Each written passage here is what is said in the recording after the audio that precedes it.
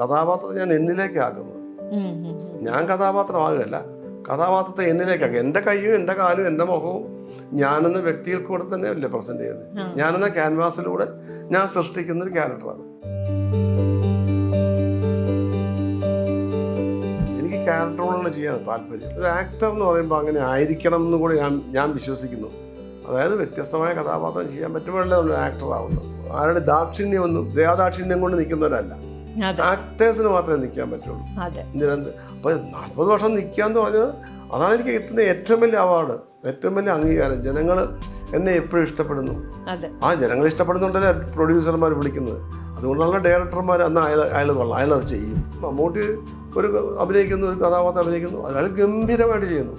അതേപോലെ മോഹൻലാൽ ഒന്ന് അതിഗംഭീരമായിട്ട് അയാൾ വേറെ ക്യാരക്ടർ ചെയ്യുന്നു. അതുപോലെ നെടുമുടി വേണു ചെയ്ത ക്യാരക്ടർ മമ്മൂട്ടി ചെയ്യാൻ പറ്റില്ല, മമ്മൂട്ടി ചെയ്ത് നെടുമുടി വേണു ചെയ്യാൻ പറ്റില്ല. ഇവർക്ക് ചെയ്യാൻ പറ്റാത്തതാണ് തിലകൻ ചേട്ടൻ ചെയ്യും. തിലകൻ ചേട്ടൻ ചെയ്യുന്നത് ഇവർക്ക് ചെയ്യാൻ പറ്റില്ല, പക്ഷെ ഇവർ ചെയ്യുന്നത് തിലകൻ ചേട്ടൻ ചെയ്യാൻ പറ്റില്ല. ഈ 4 പേരും വന്നാൽ അത് ഒരേ മത്സരത്തിൽ വന്നാൽ ആർക്ക് അവാർഡ് കൊടുക്കും? അപ്പോൾ രാഷ്ട്രീയം എന്നൊക്കെ പറഞ്ഞാൽ വല്ലാത്തൊരു മഹാമോശമായ അവസ്ഥയിലേക്ക്. അവിടെ ഞാൻ പ്രതികരിച്ചിട്ട് എന്ത് ചെയ്യാൻ? നന്നാകുമോ? നമ്മളിപ്പോൾ ഒരു കുട്ടിയോട് നമ്മൾ നീ അത് ചെയ്യരുതല്ല, നീ അങ്ങനെ ചെയ്യണം എന്ന് പറഞ്ഞാൽ മാറ്റം വേണ്ടേ? ഒരിക്കലും മാറാൻ പറ്റാത്ത രീതിയിലുള്ള അപകടകരമായ രീതിയിൽ പോയിക്കൊണ്ടിരിക്കുക. ഒരിക്കലും നല്ല ലക്ഷണമായിട്ട് എനിക്ക് തോന്നുന്നില്ല. ഇപ്പോഴത്തെ രാഷ്ട്രീയവും മതവും കൂടി കളഞ്ഞിട്ട് ഏതാണ് മതം ഏതാണ് രാഷ്ട്രീയം എന്നറിയാൻ മേലാതെ അങ്ങ് ബ്ലെൻഡായിട്ട് രാഷ്ട്രീയമൊക്കെ മതത്തിന് മതാധിഷ്ഠിതമാകുക, അതിന് വോട്ടിന് വേണ്ടിയിട്ടുള്ള വളരെ വളരെ വില കുറഞ്ഞതെന്നല്ല നികൃഷ്ടമായ രീതിയിലുള്ള രാഷ്ട്രീയവും ഒക്കെ വരികയാണ്.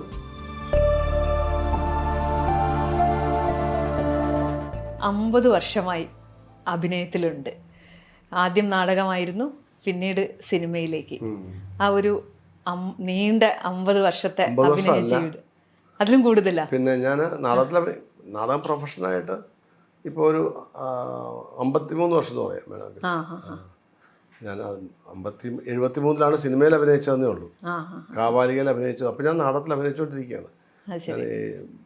ശരിക്കും 50 വർഷമായി, അല്ല 53 വർഷമായി പ്രൊഫഷണലായിട്ട് അഭിനയിക്കാൻ തുടങ്ങിയിട്ട്. അതിന് മുമ്പും അഭിനയിക്കാൻ ഞാൻ കൊച്ചിലെ ഒരു 6-7 വയസ്സുള്ളപ്പോൾ നാടകത്തിൽ അഭിനയിച്ചിട്ടുണ്ട്. അത് കഴിഞ്ഞൊരു 10-12 വയസ്സുള്ളപ്പം ഒരു ആത്മബലി നാടകം, അത് അത്യാവശ്യം ഓടിയ നാടകമാണ്. അന്ന് സ്കൂളിൽ പഠിക്കുകയും പല ദിവസം സ്കൂളിൽ പോകാൻ പറ്റില്ല, അങ്ങനെ നാടകം കളിച്ചിരുന്നു. അപ്പോൾ നാടകമാണ് പ്രധാനം.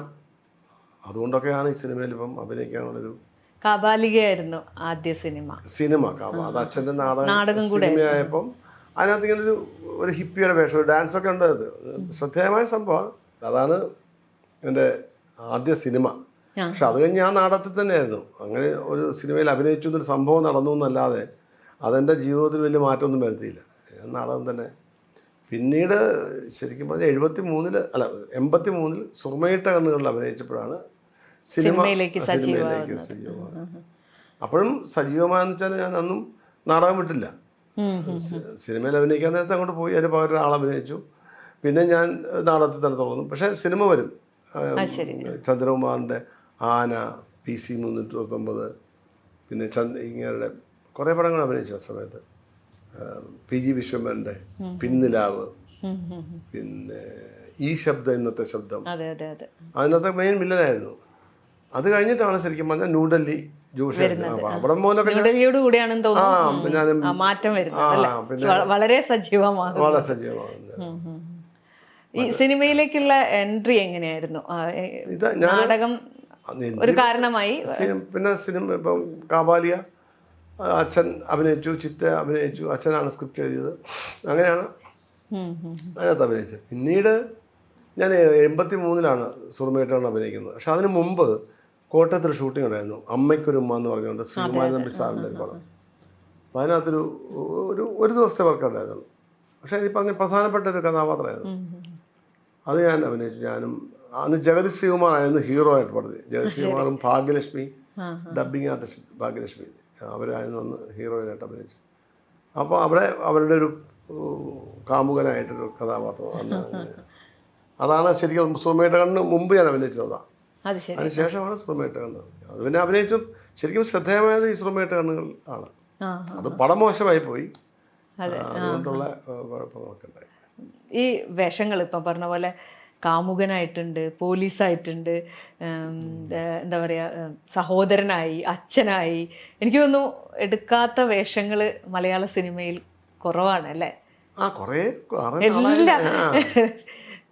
നാളായില്ലേ, 300ഓളം സിനിമകൾ 40 വർഷമായിട്ട് ഫുൾ ടൈം സിനിമയിലുണ്ട്. എനിക്ക് തോന്നുന്നു ഒരു നായക കഥാപാത്രമായി വരുന്നതിനേക്കാൾ അഭിനയിക്കാൻ ഒരുപാട് കഥാപാത്രങ്ങളെ കിട്ടിയത് എനിക്ക് താല്പര്യം അത് തന്നെ. ഞാൻ ഹീറോ ആയിട്ട് കുറെ 90കളിലൊക്കെ കുറെ സിനിമ, ദ്രാവിഡൻ, ബ്രിട്ടീഷ് മാർക്കറ്റ്, കുറെ പടങ്ങൾ, പടനായകൻ, കുറച്ച് അത്യാവശ്യം ഓടിയ പടങ്ങളൊക്കെയാണ്. പക്ഷെ എനിക്ക് സത്യം പറഞ്ഞാൽ അത് താല്പര്യമുള്ള ഒരു കാര്യം, ഒരു മേഖലയല്ലത്. എന്നുവെച്ചാൽ അതൊരു സ്റ്റാഗ്നൻസി ഉണ്ട്, ഒരു പ്രത്യേക വിഭാഗമുണ്ട് ഹീറോ എന്ന് പറയുമ്പോൾ. അയാളുടെ വിജയം, അയാളുടെ പ്രണയം, എല്ലാം അയാളുടെ ബാക്കിയുള്ളവരൊക്കെ അയാളുടെ ചവിട്ടുപടിയായിട്ടൊക്കെ അങ്ങനത്തെ ഒരു കാലമായിരുന്നു ഇന്നത്തെ സിനിമയ്ക്ക്. കുറെ കഴിയുമ്പോൾ നമ്മൾ മടുക്കും. അങ്ങനത്തെ എനിക്ക് ക്യാരക്ടർ റോളുകൾ ചെയ്യാൻ താല്പര്യം. ഒരു ആക്ടർ എന്ന് പറയുമ്പോൾ അങ്ങനെ ആയിരിക്കണം എന്ന് കൂടി ഞാൻ വിശ്വസിക്കുന്നു. അതായത് വ്യത്യസ്തമായ കഥാപാത്രം ചെയ്യാൻ പറ്റുമ്പോഴല്ലേ നമ്മൾ ആക്ടർ ആവുന്നത്. ഞാൻ നാടകത്തിലൊക്കെ അഭിനയിക്കുമ്പോൾ അങ്ങനെയാണ്. ഞാൻ ചെറിയ കഥാപാത്രം, എൻ്റെ പ്രായത്തിലുള്ള കഥാപാത്രങ്ങളാണ് ചെയ്തുകൊണ്ടിരുന്നത്. ഞാൻ 71 അഭിനയിക്കാൻ വന്നു. ഗിർല എന്ന് പറഞ്ഞ നാടകം, അതിന് പയ്യനായിട്ട് അഭിനയിച്ചു. പിന്നെ എല്ലാം ഏകദേശം ആ പ്രായത്തിലുള്ള റോളുകളാണ് അച്ഛൻ എഴുതുന്നതും. അപ്പം ഞാനച്ഛൻ വെച്ചാൽ എനിക്കിനിപ്പോൾ എന്ത് വേറെ വ്യത്യാസമുള്ള റോള് വേണമെന്നോ. അച്ഛൻ നീ അങ്ങനെ അഭിനയിക്കുന്നത്? അങ്ങനെയാണ് ഞാൻ നാടകത്തിൽ ചിലർക്ക് പകരമായിട്ട് അഭിനയിക്കേണ്ടി വരും, ചിലർക്ക് അസുഖമായിട്ടൊക്കെ. അങ്ങനെ ഞാൻ അഭിനയിച്ചിട്ടുണ്ട് പല റോളുകളും. ഒരു 10-65 വയസ്സുള്ളൊരു വയസ്സിനായിട്ട് അഭിനയിച്ചാൽ എനിക്ക് കഷ്ടിച്ചൊരു 20 വയസ്സുള്ളപ്പം പകരമായിട്ട്. അല്ല 20 വയസ്സില്ല, അന്ന് ഞാൻ SN കോളേജിൽ പഠിക്കും. 18 വയസ്സേ കാണുള്ളൂ. അതൊരു 65 വയസ്സുള്ളൊരു കുന്നംകുളത്തുള്ള ഒരു ഇട്ടൂപ്പെന്ന ക്യാരക്ടർ, കാവാലിയ നാടകത്തിലെ ക്യാരക്ടർ. അത് ഒന്നും പുള്ളിക്ക് അസുഖമായിട്ട് വരാൻ പറ്റിയില്ല. പെട്ടെന്ന് ഞാൻ അഭിനയിക്കേണ്ടി വന്നു. അപ്പം അത്രയും അങ്ങനെ ഡിഫറെൻ്റ് ആയിട്ടുള്ള, അന്നത് മുഴുവൻ ശരിയായിരുന്നു എന്ന് പറയാൻ പറ്റില്ല. പക്ഷെ എന്നാലും അതൊരു ഭയങ്കരമായ എൻ്റെ ഒരു പ്ലാറ്റ്ഫോം ആയിരുന്നു എന്ന് പറയാം. അപ്പം അങ്ങനെയുള്ള റോളുകൾ ചെയ്യുമ്പോഴാണ് കൂടുതൽ വ്യത്യസ്തമാകുന്ന ആൾക്കാർക്കും അത്ഭുതം തോന്നുന്നു. ഇങ്ങനെ ഒരാളാണല്ലോ അത് ചെയ്തതെന്ന് പറഞ്ഞു. ചിലപ്പോൾ അതുകൊണ്ടും കൂടി ആവും 50 വർഷമായിട്ടും ഈ സിനിമയിൽ തന്നെ നിലനിൽക്കുന്നതും. അതെ. അല്ല, അതുകൊണ്ടാണ് തീർച്ചയായും ഞാൻ 100% നാടകത്തിൻ്റെ എക്സ്പീരിയൻസ് ആണ് നടൻ എന്നുള്ള രീതിയിൽ എനിക്ക് സിനിമയിൽ നിൽക്കാൻ പറ്റുന്നത്. ഇപ്പം ഇത്രയും വർഷം നിൽക്കാൻ പറ്റിയില്ലേ. അതെ, ക്യാരക്ടർ റോള് ചെയ്യുന്ന നടനും കൂടെ ആയതുകൊണ്ടാവും. ഞാനിപ്പം കഴിഞ്ഞ ദിവസം ഗോവൻ ഫിലിം ഫെസ്റ്റിവലിൽ പൂക്കാലം ഉണ്ടായിരുന്നു. ഞാനവിടെ പോയിരുന്നു. അപ്പോൾ ഞാനവിടെ പോയി കണ്ടവർക്ക് പെട്ടെന്ന് ഞാൻ എന്നെ കണ്ടവർക്ക് മനസ്സിലാകുന്നില്ല, ഒരു ഇതാണ് ആളാ ചെയ്തതെന്ന് പറയുക അത്ഭുതം. പ്രത്യേകിച്ച് ഞാനൊന്നും ജീൻസൊക്കെ ഇട്ടാ പോയത്. അപ്പോൾ ഇങ്ങനെ ഒരാളാണോ ഈ പ്രായം ചെയ്തത്? ആ ഒരു അത്ഭുതമില്ല. ആ അത്ഭുതം എന്നെ ഏറ്റവും കൂടുതൽ ആഹ്ലാദിപ്പിക്കുന്നത് അവരുടെ അത്ഭുതമാണ്. അത്ഭുതം ഞങ്ങൾക്കും ഉണ്ടായിരുന്നു കേട്ടോ. കാരണം അത് ശരിക്കും ഒരു എന്താ പറയാ, ഒരു പ്രായത്തിൽ 100 വയസ്സുള്ള ഒരു ഇട്ടൂപ്പായിട്ട് മുത്തശ്ശനായിട്ട് അഭിനയിക്കുമ്പം ഉണ്ടാകാവുന്ന കരിയറിൽ പിന്നീട് മുന്നോട്ട് ഉണ്ടാകാവുന്ന ഒരു പ്രതിസന്ധിനെ കുറിച്ച് ആലോചിച്ചിട്ടുണ്ടോ? എന്ത് പ്രതിസന്ധി? അല്ല, അത് പ്രതിസന്ധിയായിട്ട് അല്ല ഞാൻ കാണുന്നത്. അതെന്റെ ഏറ്റവും വലിയ അച്ചീവ്മെന്റ് ആയിട്ട്. അല്ല, പൊതുവേ പറയല്ലോ നമ്മളൊരു അങ്ങനെ ഒരു റോള്. അല്ല, ഞാനൊരു 100 വയസ്സ് അല്ലെങ്കിൽ 80 വയസ്സ് 85 വയസ്സായിട്ട് അല്ല ആ ഒരു അവസ്ഥ വന്നിട്ട് ഞാൻ ആ റോൾ അഭിനയിച്ചുകൊണ്ട് കാര്യമൊന്നുമില്ല. അതെ. അത് എനിക്ക് അങ്ങനെ അല്ലാത്തൊരു അവസ്ഥയിൽ ഞാൻ അത് അഭിനയിക്കും. റോൾ എടുക്കുമ്പോഴാണല്ലോ അല്ലേ നടന്റെ പ്രത്യേകത. നമ്മുടെ ഒരു റേഞ്ച് ഉണ്ടല്ലോ ആക്ടർ എന്നുള്ളതിന്റെ. അത് കഴിഞ്ഞ ഉടനെ ഇറങ്ങിയ സിനിമയാണ് മറ്റേ നെയ്മർ. അങ്ങനെ പടം ഇറങ്ങിയത് കണ്ടോ? അതിനകത്തൊരു ഒരു 10-50 വയസ്സുള്ള 55 വയസ്സുണ്ട് പുള്ളിക്ക്. പക്ഷെ പുള്ളി ഒരു ചെത്ത് പാർട്ടിയ പിള്ളേരുടെ കൂടെ, പിള്ളേർ ലൈനാണ് പുള്ളിക്ക് പോണ്ടിച്ചേരി പോകണമെന്ന് ആഗ്രഹം. അങ്ങനെ പോണ്ടിച്ചേരി പോകാൻ അവസരം കിട്ടും. പുള്ളി അവിടെ പോകുന്നു. പുള്ളിക്ക് അവിടെയൊക്കെ ഇറങ്ങണം, വെള്ളം അടിക്കണം, അവിടെ പ്രത്യേക റമ്മുണ്ട്, അതൊക്കെ അടിക്കണം. ഇങ്ങനെ അങ്ങനെ അങ്ങോട്ട് ചില്ലാകാനുള്ള. എങ്ങനെയാണത്? ഒരു 100 വയസ്സുള്ള മുത്തശ്ശനെ അഭിനയിക്കുന്നു, അത് കഴിഞ്ഞ് ഉടനെ തന്നെ 55 വയസ്സിലേക്ക്. അതൊരു വലിയ കാര്യമായിട്ട് എനിക്ക് തോന്നിയിട്ടില്ല. കാര്യം വെച്ചാൽ അത് ആ ക്യാരക്ടർ അഭിനയിക്കുക, ആ ക്യാരക്ടറായിട്ട് നമ്മൾ ചെയ്യുന്നത്. മറ്റേത് മറ്റൊന്നാണ്. ഇപ്പം നാടകത്തിൽ തന്നെ നമ്മൾ ഒരു സീസണിൽ തന്നെ 2-3 നാടകങ്ങൾ കാണും. ചിലപ്പോൾ കാവാലിയ, ക്രോസ് ബെൽറ്റ്, അങ്ങനെ പല നാടകങ്ങളുണ്ടാവും. ഓരോ നാടകത്തിലും വ്യത്യസ്ത വേഷങ്ങളല്ലേ ചെയ്യുന്നത്. പിന്നെ ഞാൻ ആ അഭിനയിക്കുന്ന ആ സമയത്ത് മാത്രമേ ആ ക്യാരക്ടർ ആകുന്നുള്ളൂ. ഞാനത് കഴിഞ്ഞാൽ പിന്നെ ഞാൻ ആ ക്യാരക്ടറുമായിട്ട് എനിക്ക് ബന്ധമൊന്നുമില്ല. ഞാൻ അതുകൊണ്ട് ഞാൻ നടക്കേണ്ട കാര്യമില്ല. ഞാൻ ഇപ്പോൾ സിനിമയിൽ തന്നെയാണ് ആക്ഷൻ എന്ന് പറയുമ്പോൾ അതിന് മുമ്പ് ഒരു ഒരു അര മിനിറ്റ് മുമ്പ് റെഡി എന്ന് ഞാൻ അതിനകത്തേക്ക് നിൽക്കും. അതിനകത്തേക്ക് എൻ്റെ അവസ്ഥ ഞാൻ എത്തിക്കും. എത്തിച്ച് കട്ടെന്ന് പറഞ്ഞാൽ തീർന്നു, അവിടെ തീർന്നു. പിന്നെ ഞാൻ ഫേഷ്യലായിട്ടുള്ള ഈ പറഞ്ഞ പോലെ ആ പ്രായമായ ക്യാരക്ടർ ചെയ്തപ്പം അത് ഞാൻ കുറച്ച് മെയിൻറ്റെയിൻ ചെയ്തു. എന്നുവെച്ചാൽ ഈ മുഖത്ത് മേക്കപ്പൊക്കെ ഇവിടെ സ്കിന്നൊക്കെ വലിച്ചിട്ടാ ഈ ചുളിവൊക്കെ ഉണ്ടാക്കുന്നത്. ഇവിടെ ഇങ്ങനെ വലിച്ചു പിടിച്ചിട്ട് ലാറ്റക്സ് ഇട്ടിട്ട്. അപ്പൊ അത് നമ്മൾ ഇപ്പൊ ഞാൻ ഇരിക്കുന്ന ചിരിക്കുകയോ വർത്തമാനം പറയുകയോ ചെയ്താൽ പൊളിഞ്ഞു പോകും. പിന്നെ ചൂട് കൊണ്ടുപോകാൻ ചൂടാണെങ്കിൽ പൊളിയും. അത് പൊളിഞ്ഞ മേക്കപ്പിന് തന്നെ 3.5-4 മണിക്കൂർ വേണം. പിന്നെ അത് ഉണ്ടാക്കാൻ വലിയ പാടല്ലേ. പിന്നെ ഈ കഴുത്തിലൊക്കെ ഉണ്ട്, കഴുത്തൊക്കെ ചുളുക്കം വരുത്തണം. ഞാൻ 10 കിലോ വെയിറ്റ് കുറച്ചതിന് വേണ്ടി. അപ്പൊ ഇതൊക്കെ പോകാതിരിക്കുന്നത് ഞാൻ വലിയ ആൾക്കാരോട് അങ്ങനെ മിങ്കിൾ ചെയ്യല. ഞാൻ വല്ലതും കേട്ടാൽ പൊട്ടിച്ചിരിക്കും ചിലപ്പോൾ. അപ്പോൾ ചിരിച്ചാൽ പറഞ്ഞു പോകും. അപ്പോൾ അതുകൊണ്ട് അങ്ങനെയൊന്നും ഇല്ലാത്ത രീതി. പിന്നെ ഫേസിൻ്റെ ഒരു ലൂസാക്കി ചോദിക്കുകയാണെങ്കിൽ അത് മെയിൻറ്റെയിൻ ചെയ്യും. അത് ഇങ്ങനെ ഒരു അപ്പോൾ കുറച്ച് കഴിയുമ്പോൾ ഇതങ്ങ് ലൂസാകും എൻ്റെ മസിൽസൊക്കെ. അത് മെയിൻറ്റെയിൻ ചെയ്യാൻ ആ ഡേ ഫുൾ ഞാൻ ഉച്ചയ്ക്കൊന്നും ഭക്ഷണമൊന്നും കഴിക്കില്ല. ചെറിയ എന്തെങ്കിലും ചെറിയ ഈ ഫ്രൂട്ട്സ് എന്തെങ്കിലും ചെറിയ പീസാക്കിയത് ഇങ്ങനെയൊക്കെ ചവച്ച് കഴിഞ്ഞാൽ പറഞ്ഞു പോകുന്നത്. അതുകൊണ്ട് പതുക്കെ ഞൊണഞ്ഞൊക്കെ കഴിക്കും, ജ്യൂസൊക്കെ കുടിച്ച് അങ്ങനെ ഫുഡ്. ഈ അല്ലെങ്കിൽ 4 മണിക്കൂർ മേക്കപ്പ് ചെയ്ത് വീണ്ടും നമ്മൾ പിന്നെ ഷൂട്ടിങ്ങിനെ ബാധിക്കില്ലേ. അതുകൊണ്ട് അതൊക്കെ ഞാൻ അതും അങ്ങനത്തെ ശ്രദ്ധയുള്ളൂ. അല്ല മെൻ്റലി അങ്ങനെ എനിക്കൊരു മാറ്റമൊന്നുമില്ല. പിന്നെ ഞാൻ മെൻ്റലി ഇല്ലെന്ന് മാത്രമല്ല, ഞാൻ അഭിനയിക്കുന്ന സമയത്ത് ഞാൻ എന്ന് പറയുന്ന വ്യക്തിയല്ലേ അതിനെ നിയന്ത്രിക്കുന്നത്. ആ ക്യാരക്ടർ നിയന്ത്രിക്കുന്നതും വിമർശിക്കുന്നതും അത്രയും വേണോ ഇത്രയും വേണ്ട, ആ ലുക്ക് അവിടെ വേണം, അല്ല ഇത് കഴിഞ്ഞ് ആ ഡയലോഗ് കഴിഞ്ഞ് അവർ നോക്കുമ്പോൾ ഞാൻ ഇങ്ങോട്ട് തിരിയണം, ഞാൻ തിരിഞ്ഞ് കഴിയുമ്പോൾ അയാൾ ഡയലോഗ് പറയുമ്പോൾ തിരിഞ്ഞ് നോക്കണം. ഇതൊക്കെ ഞാനല്ലേ നിയന്ത്രിക്കുന്നത്. അതായത് നമ്മൾ 90% മാത്രമേ ക്യാരക്ടറായിട്ട് പ്രേക്ഷകൻ കാണുന്നത്. പക്ഷേ 10% അതിനെ നിയന്ത്രിക്കുന്നത്. അപ്പോൾ അത് മാത്രം എൻ്റെ മാത്രമാണ്, എൻ്റെ സൃഷ്ടി മാത്രമാണ്. പാവകളിക്കാരൻ പാവയെ കളിപ്പിക്കുന്ന പോലെ വെല്ലുകൾ കൊണ്ടാണല്ലോ പാവ കളിപ്പിക്കുന്നത് എന്ന് പറഞ്ഞ പോലെ എൻ്റെ മനസ്സുകൊണ്ടാണ് ഞാൻ ചെയ്യുന്നത്. എൻ്റെ ഒരു മെൻ്റൽ കണ്ടീഷൻ ഞാൻ അങ്ങനെ ആക്കുക. അപ്പോഴും ഞാനാണ് കളിക്കുന്നത്. ഈ പൂക്കാലത്തിൽ അഭിനയിക്കുമ്പോഴേ അതിനു വേണ്ടി എന്തെങ്കിലും മുൻ ഒരുക്കങ്ങളായിട്ട് ഞാൻ പറഞ്ഞ വെയിറ്റ് കുറച്ച് കണ്ടമാനം വെയിറ്റ് കുറച്ച് 10 കിലോ പെട്ടെന്ന് കുറയ്ക്കും. ഒരു 1.5 മാസം 2 മാസം കൊണ്ട് 10 കിലോ കുറച്ച് ഞാൻ. അത് എൻ്റെ ഫുഡൊക്കെ ഭയങ്കര കൺട്രോൾ ചെയ്തു. അപ്പോൾ ഇവിടെയൊക്കെ നല്ലോണം ചുളുങ്ങി, പെടലിയൊക്കെ അങ്ങനെ ചുളുക്കമൊക്കെ ഉണ്ടാക്കി. പിന്നെ മേക്കപ്പ് എന്നെ ഒരുപാട് സഹായിച്ചു. റോണക്സ് എന്ന് പറഞ്ഞ പയ്യനാണ് മേക്കപ്പ്, അവൻ ഗംഭീരമായിട്ട് ചെയ്തു. അതെനിക്ക് ഒരുപാട് സഹായമായിരുന്നു. പിന്നെ ഫേഷ്യലായിട്ടുള്ള മാറ്റത്തിന് വേണ്ടി ചില കാര്യങ്ങളൊക്കെ ചെയ്തു. അല്ലാതെ ആ ഒരു 100 വയസ്സിലേക്ക് വേറെ സിനിമയിലൊന്നും അഭിനയിച്ചില്ല. ഞാൻ അഭിനയിക്കാത്ത കാര്യം എന്താ വെച്ചാൽ ഞാൻ ഫുൾ നരയാണ് താടിയൊക്കെ, അപ്പോൾ അതൊക്കെ ഫുൾ വളർത്തി. പിന്നെ എൻ്റെ പിരിയം മേക്കപ്പ് ചെയ്യാൻ ഇവിടെ പഠിച്ചു പകുതി. ഇത്രയും ഭാഗം പിരിയങ്ങ് പഠിച്ചു. അപ്പോൾ തന്നെ ഫേസിൻ്റെ രീതി മാറും. എന്നിട്ട് ഈ രോമം നല്ലോണം വളർന്നും പിരിയത്തിൻ്റെ രോമം. അപ്പോൾ അതൊക്കെ കണ്ണൊക്കെ അതിൻ്റെ കടയിൽ കൂടെ ഒക്കെ നോക്കുമ്പോഴൊക്കെയാണ് ഈ പ്രായം ഫീൽ ചെയ്യുന്നത്. ഈ നോട്ടമൊക്കെ ഇങ്ങനെയൊക്കെ നോക്കുമ്പോൾ ഈ രോമത്തിനെന്നെ കൂടെ നമ്മുടെ കണ്ണ് കാണുമ്പോൾ അങ്ങനത്തെ കുറേയൊക്കെ അതൊക്കെ നമ്മൾ വളരെ ബുദ്ധിപൂർവ്വം തന്നെ ചെയ്യുന്നതാണ്. അതാ ഞാൻ പറഞ്ഞ ഓരോ നിമിഷവും ജസ്റ്റ് എവറി മൊമെൻറ്റ് ഞാൻ തന്നെ നിയന്ത്രിക്കുന്നത്. അല്ലാതെ ഞാൻ ആ കഥാപാത്രമായി എങ്ങോട്ട് മാറി ആ പരിപാടിയില്ല. കഥാപാത്രത്തെ ഞാൻ എന്നിലേക്ക് ആക്കുന്നത്. ഞാൻ കഥാപാത്രമാകുകയല്ല, കഥാപാത്രത്തെ എന്നിലേക്കാക്കുക. എൻ്റെ കൈയും എൻ്റെ കാലും എൻ്റെ മുഖവും ഞാനെന്ന വ്യക്തിയിൽ കൂടെ തന്നെ അല്ലേ പ്രസൻറ്റ് ചെയ്യുന്നത്. ഞാനെന്ന ക്യാൻവാസിലൂടെ ഞാൻ സൃഷ്ടിക്കുന്ന ഒരു ക്യാരക്ടറാണ്. എല്ലാ ക്യാരക്ടേഴ്സും അങ്ങനെ തന്നെ. അല്ല പിന്നെ സ്ട്രെയിറ്റ് റോളുകൾ അങ്ങനെയല്ല കേട്ടോ. സ്ട്രെയിറ്റ് റോളുകൾ if I am in that position, ഞാൻ അങ്ങനെയാണെങ്കിൽ if I am a police officer എന്ന് പറഞ്ഞിട്ടാണ് അതൊക്കെ നമ്മൾ ചെയ്യുന്ന എൻ്റെ ഒരു രീതികളും ഭാവങ്ങളും ഒക്കെ പലതുപോലെ. ഇപ്പോൾ പോലീസ് ഓഫീസറിന് പല രീതിയുണ്ടല്ലോ. കള്ളനായ പോലീസുണ്ട്, നല്ലവനായ പോലീസുണ്ട്, ശുദ്ധനായ പോലീസുണ്ട്, അങ്ങനെ പല രീതിയുണ്ടല്ലോ. അപ്പോൾ അതൊക്കെ ഈ പറഞ്ഞ മാതിരി അതിനകത്തൊക്കെ നമുക്ക് ജസ്റ്റ് ബിഹേവ് ചെയ്താൽ മതി. പക്ഷെ ക്യാരക്ടർ ആകുമ്പോൾ ജസ്റ്റ് ബിഹേവ് അല്ല, അയാൾ എങ്ങനെയാ ബിഹേവ് ചെയ്യുന്നത്. അപ്പൂപ്പൻ എങ്ങനെയാ ബിഹേവ് ചെയ്യുന്നത്, ലീലയിലെ പിള്ളേച്ചൻ എങ്ങനെയാ ബിഹേവ് ചെയ്യുന്നത്. അപ്പൊ ആ പിള്ളേച്ചൻ എങ്ങനെ നടക്കും, പിള്ളേച്ചൻ എങ്ങനെയായിരിക്കും പ്രതികരിക്കുന്നത്, പിള്ളേച്ചൻ എങ്ങനെയായിരിക്കും ഒരു കാര്യം ആസ്വദിക്കുന്നത്, ഒരു പെണ്ണിനെ കണ്ട പിള്ളേച്ചൻ എങ്ങനെ ആസ്വദിക്കും. ഇങ്ങനെ മറ്റത് ഞാൻ ഈ ഫാം ഞാൻ എങ്ങനെയാണെങ്കിൽ തന്നെ ആ ഒരു മാറ്റമുണ്ട് ക്യാരക്ടറോളും സ്ട്രേറ്റ് റോളും ചെയ്യുമ്പോൾ.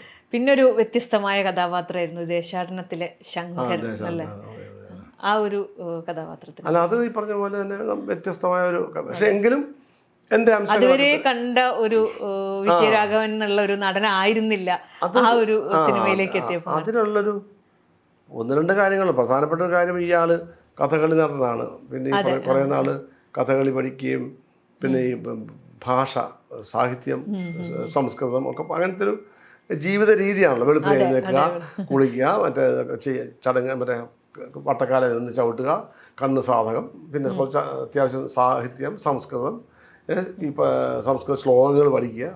അപ്പം ഇങ്ങനത്തെ ഒരു ജീവിത രീതി ഉണ്ടാകുന്ന ആൾക്കൊരു പക്വതയൊക്കെ ഉണ്ടാകും, ഒരു പതിസ്ഥനായിരിക്കും. കുറേ നാളത്തെ നിരന്തരമായ ശിക്ഷണം ഒക്കെ വേണം കഥകളി എന്ന് പറഞ്ഞ ഒരു കല പഠിക്കണമെങ്കിൽ. അപ്പം അതിനൊരു എന്താ പറയുക, ഒരു അനുസരണയൊക്കെ ഉള്ള ആളായിരിക്കണം, എന്തിനോടൊരു പക്വത ഉണ്ടായിരിക്കണം. അങ്ങനെ കുറേ സ്വഭാവവിശേഷങ്ങൾ ഉണ്ടായിരിക്കാം ആളിന്. അപ്പോൾ ആ ഒരു പതിസ്ഥൻ എന്നുള്ള സ്വഭാവം, അപ്പം നടപ്പിലും ഭാവത്തിലും നോട്ടത്തിലും. പിന്നെ ആൾ നമ്പൂരിയാണ്. അപ്പം അങ്ങനത്തെ ആൾക്കാർക്ക് അവിടെ അംഗവിക്ഷേപങ്ങളൊക്കെ സ്വല്പം ഒരു സോഫിസ്റ്റിക്കേറ്റഡായി, കുറച്ചൊരു ഒരു ഭംഗി വരുത്തലൊക്കെ ഉണ്ട്. പിന്നെ കഥകളി ആകുമ്പോൾ ഈ മുദ്രകളും ഒക്കെ പഠിച്ചിട്ട് നമ്മൾ വർത്തമാനം ഇങ്ങനത്തെ മുദ്രകളൊക്കെ വരും അറിയാതെ. അതൊക്കെ ആവാം, അങ്ങനത്തെ ചില ഘടകങ്ങളൊക്കെ ഉണ്ടല്ലോ. അതൊക്കെ ഇങ്ങനെ നമുക്ക് തോന്നുന്ന കാര്യങ്ങളാണ്. അല്ലാതെ അതിനുവേണ്ടി വലിയൊരു പിന്നെ അത് ആ സിനിമയ്ക്ക് വേറെ പ്രത്യേകത ഉണ്ടായിരുന്നു. എൻ്റെ കൂടെ അഭിനയിച്ചവരാരും നടീനടന്മാരല്ല. അവരൊക്കെ വളരെ സാധാ. അപ്പൂപ്പനാണ് ഒരു അപ്പൂപ്പൻ, അമ്മൂമ്മ ഒരമ്മൂമ്മ, എൻ്റെ കൊച്ചുകുട്ടി. അവർക്ക് അഭിനയിക്കാൻ അറിയില്ല. അപ്പം ഞാനും അതുപോലെ ഒരു അഭിനയ നടനായിട്ട് എൻ്റെ രീതിയിൽ ടെക്നിക്കൽ ആയിട്ടുള്ള ആക്ടിംഗ് ഒക്കെ ചെയ്ത് കഴിഞ്ഞാൽ ഞാൻ ഓവറായിട്ടിരിക്കും. അതുകൊണ്ട് ഞാനും വളരെ സാധാരണ രീതിയിൽ വളരെ കാഷ്വലായിട്ട് ചെയ്യണത്. അവരൊക്കെ എങ്ങനെയാണ് ബിഹേവ് ചെയ്യുന്നത് അതുപോലെ തന്നെ ഞാനും ബിഹേവ് ചെയ്താൽ മതി.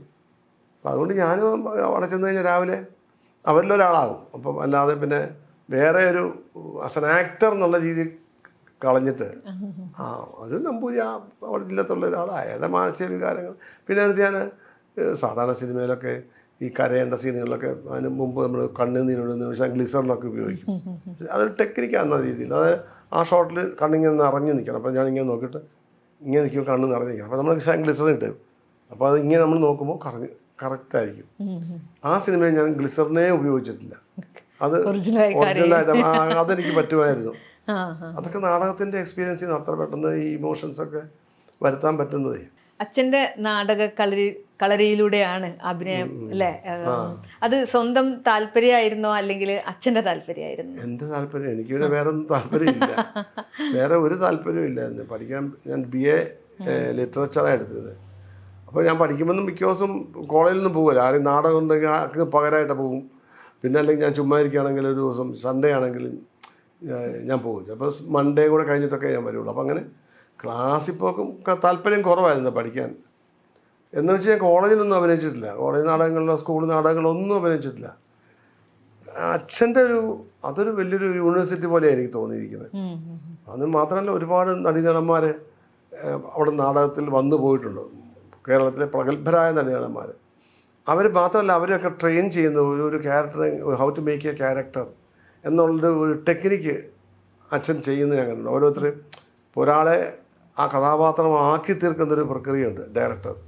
ആസ് എ ഡയറക്ടർ എങ്ങനെയാണ് ആളിനെ അങ്ങനെ ആക്കുന്നത്, ഒരു മോൾഡ് ചെയ്യുന്നത് എങ്ങനെയാണ്, അതിനുവേണ്ടി അയാളെ എങ്ങനെയാണ് തയ്യാറാക്കുന്നത്, ഒരുക്കുന്നത് എങ്ങനെയാണ്, അതൊക്കെ ഞാൻ കണ്ടിട്ടുണ്ട്. അപ്പോൾ ഒരിക്കലും കാര്യങ്ങളൊക്കെ ഒരാൾക്ക് ചെയ്യാൻ പറ്റും, പക്ഷെ ആ ക്യാരക്ടർ ആവുന്നത് അയാളെ വേണം. അപ്പോൾ അങ്ങനെ ഒരു അവസ്ഥയെ കൊണ്ട് അച്ഛൻ എത്തിക്കും അവരെ. ഒരു തള്ളി ഒരു മുനമ്പിൽ കൊണ്ട് നിർത്തുക എന്ന് പറയും. പിന്നെ എടുത്ത് ചാടേണ്ടത് അവരാ. അങ്ങനെ ചാടി അവർ ക്യാരക്ടേഴ്സ് ആകുന്നത് പ്രഗത്ഭരായ SJ ദേവച്ചൻ, നമ്മുടെ രായൻ B ദേവൻ്റെ അച്ഛൻ ദേവച്ചൻ, പിന്നെ മാവലിക്കര പൊന്നോൻ ചേച്ചി, അങ്ങനെ പ്രഗത്ഭരായ നടീനടന്മാർ, മരടി ജോസഫ്, MS വാര്യർ, കോട്ടയം വത്സലൻ, അങ്ങനെ വളരെ ഈ കോട്ടയം വത്സലൻ, MR മണി എന്നൊക്കെ പറഞ്ഞ ആൾക്കാർ നമ്മുടെ ട്രൂപ്പിലൊരു 13 വർഷത്തോളം അടുപ്പിച്ച് കണ്ടിന്യൂസ് ആയിട്ട് ഞങ്ങളുടെ ട്രൂപ്പിൽ തന്നെയായിരുന്നു. അപ്പോൾ ഈ 13 വർഷവും 13 നാടകങ്ങളിലാണ് അവർ അഭിനയിക്കുന്നത്. ഈ ഓരോ നാടകത്തിലും അവരൊക്കെ ഡിഫറെൻ്റ് ആയിട്ടുള്ള വേഷങ്ങളാണ് ചെയ്യുന്നത്. അവരെ കൊണ്ട് ചെയ്യിപ്പിക്കുന്നത് അതെങ്ങനെയാണ് അവരെ അച്ഛൻ ചെയ്യിപ്പിച്ചതെന്നും എങ്ങനെയാണ് അവർ ചെയ്തതെന്നും ഒരു പരിധി കഴിയുമ്പോൾ ഈ ഡയറക്ടർ എന്ന് പറഞ്ഞ ആൾ ഒന്നും അല്ലാതായി പോകും. എന്നുവെച്ചാൽ പറഞ്ഞു കൊടുക്കാനേ പറ്റുള്ളൂ. ചെയ്ത് കഴിയുമ്പോൾ അവരുടേതായി. അതാണ് ക്യാരക്ടറിൻ്റെ പ്രത്യേകത. ഒരു ആക്ടർ സംബന്ധിച്ചൊരു ആക്ടർ ഒരു കഥാപാത്രം, ഇപ്പം ഞാനൊരു കഥാപാത്രം ചെയ്താൽ ഇതേ കഥാപാത്രം വേറെ ആൾ ചെയ്താൽ വേറൊന്നാണ്. അപ്പോൾ ഈ അപ്പൻ വേറെ നടൻ ചെയ്യും. പക്ഷെ അയാൾ ചെയ്യുമ്പോൾ വേറെന്നാ ഏറ്റവും ഭംഗിയായിരിക്കും, എന്നെക്കാളും ചിലപ്പോൾ ഗംഭീരമാവും. പക്ഷെ മറ്റൊന്നാ നമ്മൾ ചെയ്യുന്ന അതേപോലെ ഒരാൾക്കും അനുകരിക്കാൻ പറ്റില്ല. അഭിനയത്തിന് അങ്ങനെ ഒരു പ്രത്യേകതയുണ്ട്. ഒരാൾ അഭിനയിച്ച പോലെ മറ്റൊരാൾക്ക് അഭിനയിക്കാൻ പറ്റില്ല. അതുകൊണ്ടാണ് നമ്മൾ ഈ പറഞ്ഞ ഒരു അവാർഡിനൊക്കെ പോകുമ്പോഴേ എങ്ങനെയാ ഒരാളെ ശരിക്കും പറഞ്ഞാൽ എങ്ങനെയാ ഒരു നടനെ തിരഞ്ഞെടുക്കുന്നത്, അതിൻ്റെ ഒരു മാനദണ്ഡം എന്താ? അതെ, ആ നടൻ ചെയ്തുകൊണ്ട് അതങ്ങനെ. അല്ലെങ്കിൽ ഒരു കഥാപാത്രം 5 നടന്മാരെ കൊണ്ട് ചെയ്യിപ്പിക്കണം. മമ്മൂട്ടി, മോഹൻലാൽ, അങ്ങനെയുള്ള രജനീകാന്ത്, അങ്ങനെ പ്രഗത്ഭരായ ആൾക്കാരെ കൊണ്ട് ഒരു കഥാപാത്രം ചെയ്യിപ്പിക്കും. എന്നിട്ട് അതിൽ ആരാ നല്ലത് ആ കഥാപാത്രം പറഞ്ഞാൽ മനസ്സിലാകാൻ പറ്റും. അല്ലാതെ ഒരു കഥാപാത്രം മമ്മൂട്ടി ഒരു കഥാപാത്രം അഭിനയിക്കുന്നു, അയാൾ ഗംഭീരമായിട്ട് ചെയ്യുന്നു.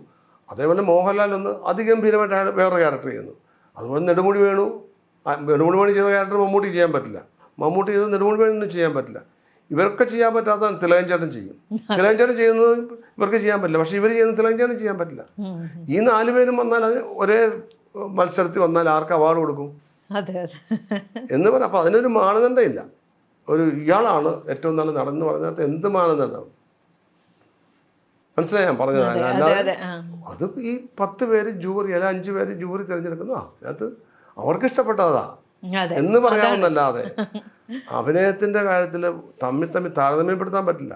ഒരു ഓട്ട മത്സരത്തിനാണ് നമുക്ക് 1ാമത് ഓടിയെത്തുന്ന ആളിന് അവാർഡ് കൊടുക്കാം, ചാട്ടത്തിനാണ് ഏറ്റവും കൂടുതൽ പൊക്കത്തിൽ ചാടുന്നതിന് കൊടുക്കാം. അല്ലാതെ ഒരു മത്സരം എന്നുള്ള രീതിയിൽ അഭിനയത്തിനെ ചില പറഞ്ഞ മത്സരിച്ച് അഭിനയിച്ചവരെന്ന് പറയും.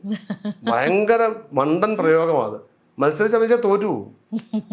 അഭിനയത്തിൽ മത്സരിച്ച് ഇപ്പം ഞാൻ ഒരു അഭിനയിക്കുന്നതുകൊണ്ട് മമ്മൂട്ടി ഗംഭീരമായിട്ട് അഭിനയിക്കുന്നു, ഞാൻ കുറെ കൂടെ കൂടുതൽ അഭിനയിച്ച ബോറായി പോകും. അപ്പം മത്സരിച്ച് അഭിനയിക്കുക എന്ന് പറയുന്ന പ്രയോഗം തന്നെ തെറ്റാന്നുള്ള വിശ്വാസമായിരിക്കും. ഈ പറഞ്ഞ മാതിരി നമ്മൾ വിലയിരുത്തലും അത് തന്നെയാണ്. ആരാണ് നല്ല നടന്നുള്ളത് അത് അവരാ ക്യാരക്ടർ ചെയ്യുമ്പോൾ നല്ലതാണ്, മറ്റേ ക്യാരക്ടറുകൾ ഇത് നല്ലതാണ്, അതേ പറയാൻ പറ്റുള്ളൂ. ദശാരണത്തിലെ ശങ്കരൻ നമ്പൂതിരി എന്ന് പറഞ്ഞിട്ടുള്ള കഥാപാത്രത്തിന് ഒരു അവാർഡ് പ്രതീക്ഷിച്ചിരുന്നു? ഞാൻ പ്രതീക്ഷിച്ചില്ല. പറഞ്ഞു ഒരുപാട് പേര് പറഞ്ഞു കിട്ടുമെന്നും ഒക്കെ പറഞ്ഞിരുന്നു. അതൊക്കെ ഇങ്ങനെ പറയാം. അതൊന്നും അതിനേക്കാളൊക്കെ വലിയ കാര്യമല്ലേ. ഞാൻ ഈ 40 വർഷമായിട്ട് ഒരേ ഫീൽഡിൽ മലയാള സിനിമയിൽ ഇങ്ങനെ ഒരിക്കലും ഇടമുറിയാതെ പല ഡയറക്ടേഴ്സും വന്നു പോയി. പലരും എൻ്റെ കൂടെ പല നടീനടന്മാർ വന്നു, അവരൊക്കെ വന്നു പോയിട്ടുണ്ട്. ഇപ്പോഴും എനിക്കൊരു സ്പേസ് ഉണ്ട് മലയാള സിനിമയിൽ. തീർച്ചയായിട്ടും. അപ്പോൾ ആ കഥാപാത്രം വിജയരാഘവനെ വിളിക്കാം എന്ന് പറയുന്നില്ലേ. പിന്നെ ഇന്നും ഞാൻ വന്നു കഴിഞ്ഞാൽ പ്രേക്ഷകർക്ക് ഇഷ്ടമുണ്ടല്ലോ. അല്ല എന്നെ പ്രേക്ഷകന് ഇഷ്ടമല്ലെങ്കിൽ ആരും കാണുകയില്ല. അതിനെന്ത് ബോറാ കാണിച്ചെന്ന് ചോദിക്കും. അതുകൊണ്ട് 40 വർഷം എന്ന് പറഞ്ഞുകൊണ്ടൊന്നും കാര്യമില്ല. അപ്പം നാളെ ഞാനൊരു ബോറായിട്ടൊരു ക്യാരക്ടർ ചെയ്യുകയാണെങ്കിൽ ഇയാൾ എന്ത് ബോറാ? നമുക്കറിയാമല്ലോ. ഇപ്പോൾ പല നടന്മാരെ പറ്റിയും പറയുന്നുണ്ട്. പണ്ട് നല്ലതായിരുന്നു, ഇപ്പം മോശം, എത്ര പേരെ പറ്റി പറയുന്നുണ്ട് അങ്ങനെ. അപ്പം അതൊന്നും ഇവിടെ അങ്ങനെ ആരുടെ ദയാദാക്ഷിണ്യം കൊണ്ട് നിൽക്കുന്നവരല്ല. ആക്ടേഴ്സിന് മാത്രമേ നിൽക്കാൻ പറ്റുള്ളൂ. അപ്പോൾ 40 വർഷം നിൽക്കുക എന്ന് പറഞ്ഞത് അതാണ് എനിക്ക് കിട്ടുന്ന ഏറ്റവും വലിയ അവാർഡ്, ഏറ്റവും വലിയ അംഗീകാരം. ജനങ്ങൾ എന്നെ എപ്പോഴും ഇഷ്ടപ്പെടുന്നു. ആ ജനങ്ങൾ ഇഷ്ടപ്പെടുന്നുണ്ടല്ലേ പ്രൊഡ്യൂസർമാർ വിളിക്കുന്നത്. അതുകൊണ്ടാണ് ഡയറക്ടർമാർ അന്ന് അയാൾ കൊള്ളാം, അയാളത് ചെയ്യും എന്ന് പറയുന്നത് അല്ലേ. എന്നോട് ഈ പൂക്കാലം സിനിമയുടെ കഥ പറയാൻ വന്നിട്ട് കഥ കുട്ടേട്ടൻ എങ്ങനെയുണ്ട് സംഭവം? നമ്മൾ നല്ല കൊള്ളാം. അല്ലാതെ കുട്ടേട്ടനത് ചെയ്യാൻ നമ്മൾ നിങ്ങളെ അല്ല വന്നത്, എന്താ നിങ്ങൾക്ക് അല്ല കുട്ടേട്ടനൊരു ഞാൻ ചെയ്യാം. പിന്നെ അവർ പറഞ്ഞാൽ അല്ല നമുക്കത് കുട്ടേട്ടനൊക്കെ പറഞ്ഞാൽ നമ്മൾ. അപ്പം ഞാൻ പിന്നെ ഇവരിങ്ങനെ ചോദിച്ചപ്പോൾ ഞാൻ ചോദിച്ചാൽ നിങ്ങൾക്ക് ആരെങ്കിലും മറ്റൊരാൾ നിങ്ങളുടെ മനസ്സിലുണ്ടോ? ഒരു ചോയ്സ് ഇല്ല, കുട്ടേട്ടൻ ചെയ്യുകയാണെങ്കിൽ നമ്മൾ നോക്കുന്നത്. അപ്പോൾ പിന്നെ അതാണ് എൻ്റെ അത്രയും വലിയൊരു അവാർഡ് എനിക്ക് എന്താ കിട്ടാനുള്ളത്. ആ ഒരു കുട്ടി അവനെ എഴുതിക്കൊണ്ട് വന്നിട്ട് ആ സബ്ജക്റ്റ് എഴുതി അവൻ എഴുതുമ്പം പറഞ്ഞു അവൻ്റെ മനസ്സിൽ അങ്ങനെ ആരെയും വെച്ചോണ്ട് എഴുതിയതല്ല, ഒരു സബ്ജക്റ്റ് കിട്ടി എഴുതി ആര് ചെയ്യും എഴുതി കഴിഞ്ഞപ്പോഴാണ്. അപ്പം ആദ്യം വന്നത് എൻ്റെ പേരാണ് എൻ്റെ മനസ്സിൽ നിന്ന്. അങ്ങനെ എൻ്റെ കഥ പറയാൻ വന്നത് എൻ്റെ പ്രൊഡ്യൂസറും പുള്ളിയും കൂടെ. അന്ന് അവരെന്നെ അങ്ങനെ ആവശ്യപ്പെടുന്നു എന്നുള്ളതല്ലേ ഏറ്റവും വലിയ അവാർഡ്. ഒരു സൃഷ്ടി ഉണ്ടാക്കുന്ന ഒരാൾ ആ സൃഷ്ടിയിൽ ഇയാളാണ് അതിന് ആപ്റ്റെന്ന് അവർക്ക് തോന്നുകയും അത് പടം കഴിഞ്ഞപ്പോൾ അത്രയും ഞാൻ വളരെ നവന്ന് കെട്ടിപ്പിടിക്കുകയോ ഓരോ സീൻ കഴിയുമ്പോഴും ക്ലാപ്പ് ചെയ്യുകയും പിന്നെ എല്ലാ സീനും അഭിനയിക്കുന്നതിന് മുമ്പ് എന്നോട് ചോദിക്കട്ടെ നമുക്ക് എങ്ങനെ ചെയ്യാം, ആ സീൻ എങ്ങനെയായിരിക്കും. ഒരു 1-2 ദിവസം കഴിഞ്ഞപ്പോഴത്തേക്കും റൂമിൽ നിന്ന് എങ്ങനെ ഇറങ്ങി വരുമോ, അതോ നമ്മുടെ ഇരുന്നാൽ മതിയോ, അതെങ്ങനെ നമുക്ക് ചെയ്യാം. അങ്ങനെ ഒരുപാട് ഡിസ്കഷൻസ് ഉണ്ടായിരുന്നു ഞങ്ങൾ തമ്മിൽ. അതൊക്കെ ഡിസ്കസ് ചെയ്യുന്നത് എന്തുകൊണ്ടാണ്? അവർക്ക് തന്നെയുള്ള കോൺഫിഡൻസ് കൊണ്ടാണ്. അതിനേക്കാളും വലിയ അംഗീകാരം എന്താ ഉള്ളത്? ഒരാള് നമ്മളെ അത് ലക്ഷം പേരെന്ന് പറയാൻ പറഞ്ഞതിനേക്കാളും വലുതാണ് ആ ഒരു പയ്യൻ, അതിൻ്റെ തിരക്കഥാകൃത്ത്, അതിൻ്റെ ഡയറക്ടർ. അവൻ എന്നിൽ അർപ്പിച്ച വിശ്വാസം, ആ വിശ്വാസമാണ് എന്നെ നയിക്കുന്നത്. അതൊരു വലിയ ഭാഗ്യമല്ലേ. തീർച്ചയായിട്ടും. വളരെ കാലമായിട്ട് അഭിനയിക്കുന്ന ആളായതുകൊണ്ട് തന്നെ നിരവധി സംവിധായകര്, ഇനിയിപ്പെട്ട സിനിമയായിട്ട് ബന്ധപ്പെട്ടിട്ടുള്ള ടെക്നീഷ്യന്മാര്, അഭിനേതാക്കള്, അവരുടെ കൂടെയൊക്കെ ഇങ്ങനെ വർഷങ്ങളായി എനിക്ക് തോന്നുന്നു ഏകദേശം മലയാള സിനിമയിലെ എല്ലാ സംവിധായകരും എല്ലാ അഭിനേതാക്കളും ഒക്കെ ഇപ്പോഴത്തെ കുട്ടികളുടെ കൂടെ അല്ലേ ഇപ്പോഴും അഭിനയിച്ചുകൊണ്ടിരിക്കുകയാണ്. ഇപ്പോഴത്തെ കുട്ടികളുടെ ആ ഒരു വ്യത്യാസം, അല്ലെങ്കിൽ ആ ഒരു എന്തൊക്കെയാണ് അതിൽ കണ്ടിട്ടുള്ള ഒരു അല്ലെങ്കിൽ ഒരു അനുഭവം? എനിക്ക് വ്യത്യാസം, ഞാൻ കംഫർട്ടബിൾ ആണ് എവിടെയും. എന്ന് വെച്ചാൽ ഒന്നാമത്തെ കാര്യം, ഞാൻ ഒരു സ്ഥലത്ത് അഭിനയിക്കാൻ വന്നാൽ ഞാൻ ഈ ഫ്രീ ഹാൻഡാണ്. ഞാൻ ഒന്നും മനസ്സിൽ വെച്ചോണ്ടല്ല വരുന്നത്. അവരെന്ത് പറയുന്നോ അവർക്ക് എന്താ വേണ്ടത്. ഒരു ചിലക്ക് ഞാൻ ഇപ്പം ഒരു സംഭവം കൺസീവ് ചെയ്യുന്നു എന്ന് പറഞ്ഞു കഴിഞ്ഞാൽ പെട്ടെന്ന് മനസ്സിലാവും അവർക്ക്. ചേട്ടാ ശരി എന്ന് പറയും. അല്ലെങ്കിൽ എന്ത് അഭിപ്രായ വ്യത്യാസമാണ് ഞാൻ ചോദിക്കുന്നതല്ലേ. അപ്പം ചിലപ്പം ചില സീനുകൾ അഭിനയിക്കുമ്പം നോക്കുന്നു അത് അത്രയും വേണ്ട, അല്ല ചേട്ടാ വേണ്ട, കുഴപ്പമില്ല ചേട്ടാ അത് മതി എന്ന് പറഞ്ഞാൽ ഓക്കെ. ചിലപ്പോൾ എനിക്ക് തോന്നുന്നു അത് പോരാന്ന് തോന്നും. അങ്ങനെ ചില സന്ദർഭങ്ങളൊക്കെ ഉണ്ടായിട്ടുണ്ട്. പക്ഷെ അതുകൊണ്ട് ഞാൻ അവരെ കുറ്റപ്പെടുത്തുന്നില്ല. സിനിമ എന്ന് പറയുമ്പോൾ ഇതിൻ്റെ പ്രോഡക്റ്റ് എന്ന് പറയുന്ന ഈ ആള് ഡയറക്ടർ എന്നാണ് ഓക്കെ പറയുന്നതാണ്. ഇത് നമ്മൾ നാടകത്തിലാണെങ്കിൽ സ്റ്റേജിൽ ഓഡിയൻസ് ഉണ്ട്, നമുക്ക് അവരിൽ നിന്ന് റെസ്പോൺസ് ഉണ്ട്. ഈ റെസ്പോൺസ് ഇയാൾ എങ്ങനെയാണ് നമ്മുടെ ഷോട്ട് ഉപയോഗിക്കുന്നത് നമുക്കറിയാൻ പറ്റുമോ? ഇപ്പം ഞാൻ വെറുതെ ഇങ്ങനെ ഇരിക്കുന്ന ഷോട്ടാണ്, ആ ഷോട്ടായൊക്കെ എങ്ങനെയൊക്കെ വേണേൽ ഉപയോഗിക്കാം. ഇപ്പം എനിക്ക് വിശന്ന് ഒരു പൈസ പോലും കയ്യിലില്ലാതിരിക്കുന്ന നിവൃത്തിയില്ലാത്ത അവസ്ഥയിലാകാം ഇങ്ങനെ ഇരിക്കുന്നത്. ഇല്ലെങ്കിൽ എനിക്ക് വിശന്ന് പൊരിഞ്ഞിട്ട് ഒറ്റ പൈസ എൻ്റെ കയ്യിൽ അങ്ങനെ ഇരിക്കുന്നതാകാം. ചിലപ്പോൾ എൻ്റെ ഭാര്യ എന്നെ ഉപേക്ഷിച്ച് പോയി, ആ ഇരിപ്പായിരിക്കും. ഇത് ഏത് വേണമെങ്കിൽ ഒറ്റ ഇരിപ്പ് മതി. അയാളെങ്ങനെ ഉപയോഗിക്കുന്നതാണ്. എൻ്റെ എക്സ്പ്രഷൻ അല്ലെ എൻ്റെ സിറ്റുവേഷൻ, എൻ്റെ നോട്ടം, അത് എങ്ങനെ എഡിറ്റ് ചെയ്ത് എവിടെയാണ് ഉപയോഗിക്കുന്നതനുസരിച്ചല്ലേ എൻ്റെ അർത്ഥം ഉണ്ടാകുന്നത് അല്ലേ. അപ്പം ഇതിന് എൻ്റെ അഭിനയത്തിന് അർത്ഥപൂർണമാകാൻ ഉള്ള നടൻ കഴിഞ്ഞാൽ പിന്നെ സംവിധായകനാണ്. ആ സംവിധാനം എങ്ങനെ ഉപയോഗിക്കുന്നുണ്ട് നമ്മളെ അത് അപ്പം പല സംവിധായകരും പല രീതിയിലാണ്. അപ്പം ഞാനിപ്പോൾ ജോഷിയുടെ പടത്തിൽ ഇപ്പം റിലീസാകുന്ന പടം ആൻ്റണി, അതിനകത്ത് ഞാൻ തലേദിവസം വരെ ആ ക്യാരക്ടറിനോട് പറഞ്ഞൊരു അന്ധനായ ഒരു ക്യാരക്ടറാണ്. അപ്പോൾ പറഞ്ഞപ്പോൾ ഞാൻ അന്ധനായിട്ടാണ്. അപ്പം ഞാൻ ഏകദേശമൊക്കെ ചില കാര്യങ്ങളൊക്കെ നമ്മുടെ മനസ്സിൽ പെട്ടെന്ന് ഓടിയെത്തും. അങ്ങനെയാണ് ഞാനിതിനെ വേണ്ടി ഇങ്ങനെ ചിന്തിച്ചിരി രാവിലെ പോലെ എങ്ങനെയാണ് അന്ധൻ അങ്ങനെ ഇരിക്കാറില്ല. എപ്പോഴും എന്തൊക്കെയോ എന്നിലിങ്ങനെ അങ്ങനെ എല്ലാ ക്യാരക്ടർ, ഇപ്പോൾ വയസ്സം പോലും അങ്ങനെയാണ്. ഞാൻ അതിനുവേണ്ടി അന്വേഷിച്ച് നടക്കുകയൊന്നുമല്ല. അപ്പോൾ ഈ പല അംശങ്ങൾ നമുക്ക് കിട്ടും. അപ്പം ഞാൻ കൺമുട്ട് ഇങ്ങനെ കാണാൻ മേലാത്തൊരവസ്ഥയൊക്കെ മനസ്സിൽ വിചാരിച്ചു. അപ്പം ഞാൻ തലേദിവസം ചെന്ന് ഡ്രസ്സൊക്കെ ചെയ്തപ്പോൾ ജോഷിയോട് അങ്ങനെയാണ് നമ്മൾ ഇതൊരു അപ്പം അങ്ങനെ അന്ധനാന്ന് തോന്നിപ്പിക്കണ്ട, പെരുമാറ്റങ്ങൾ തോന്നിപ്പിക്കണ്ട. ഇയാളുടെ കണ്ണ് തുറന്നു തന്നെ ഇരിക്കണം, പക്ഷേ കണ്ണ് കണ്ടുകൂടാ.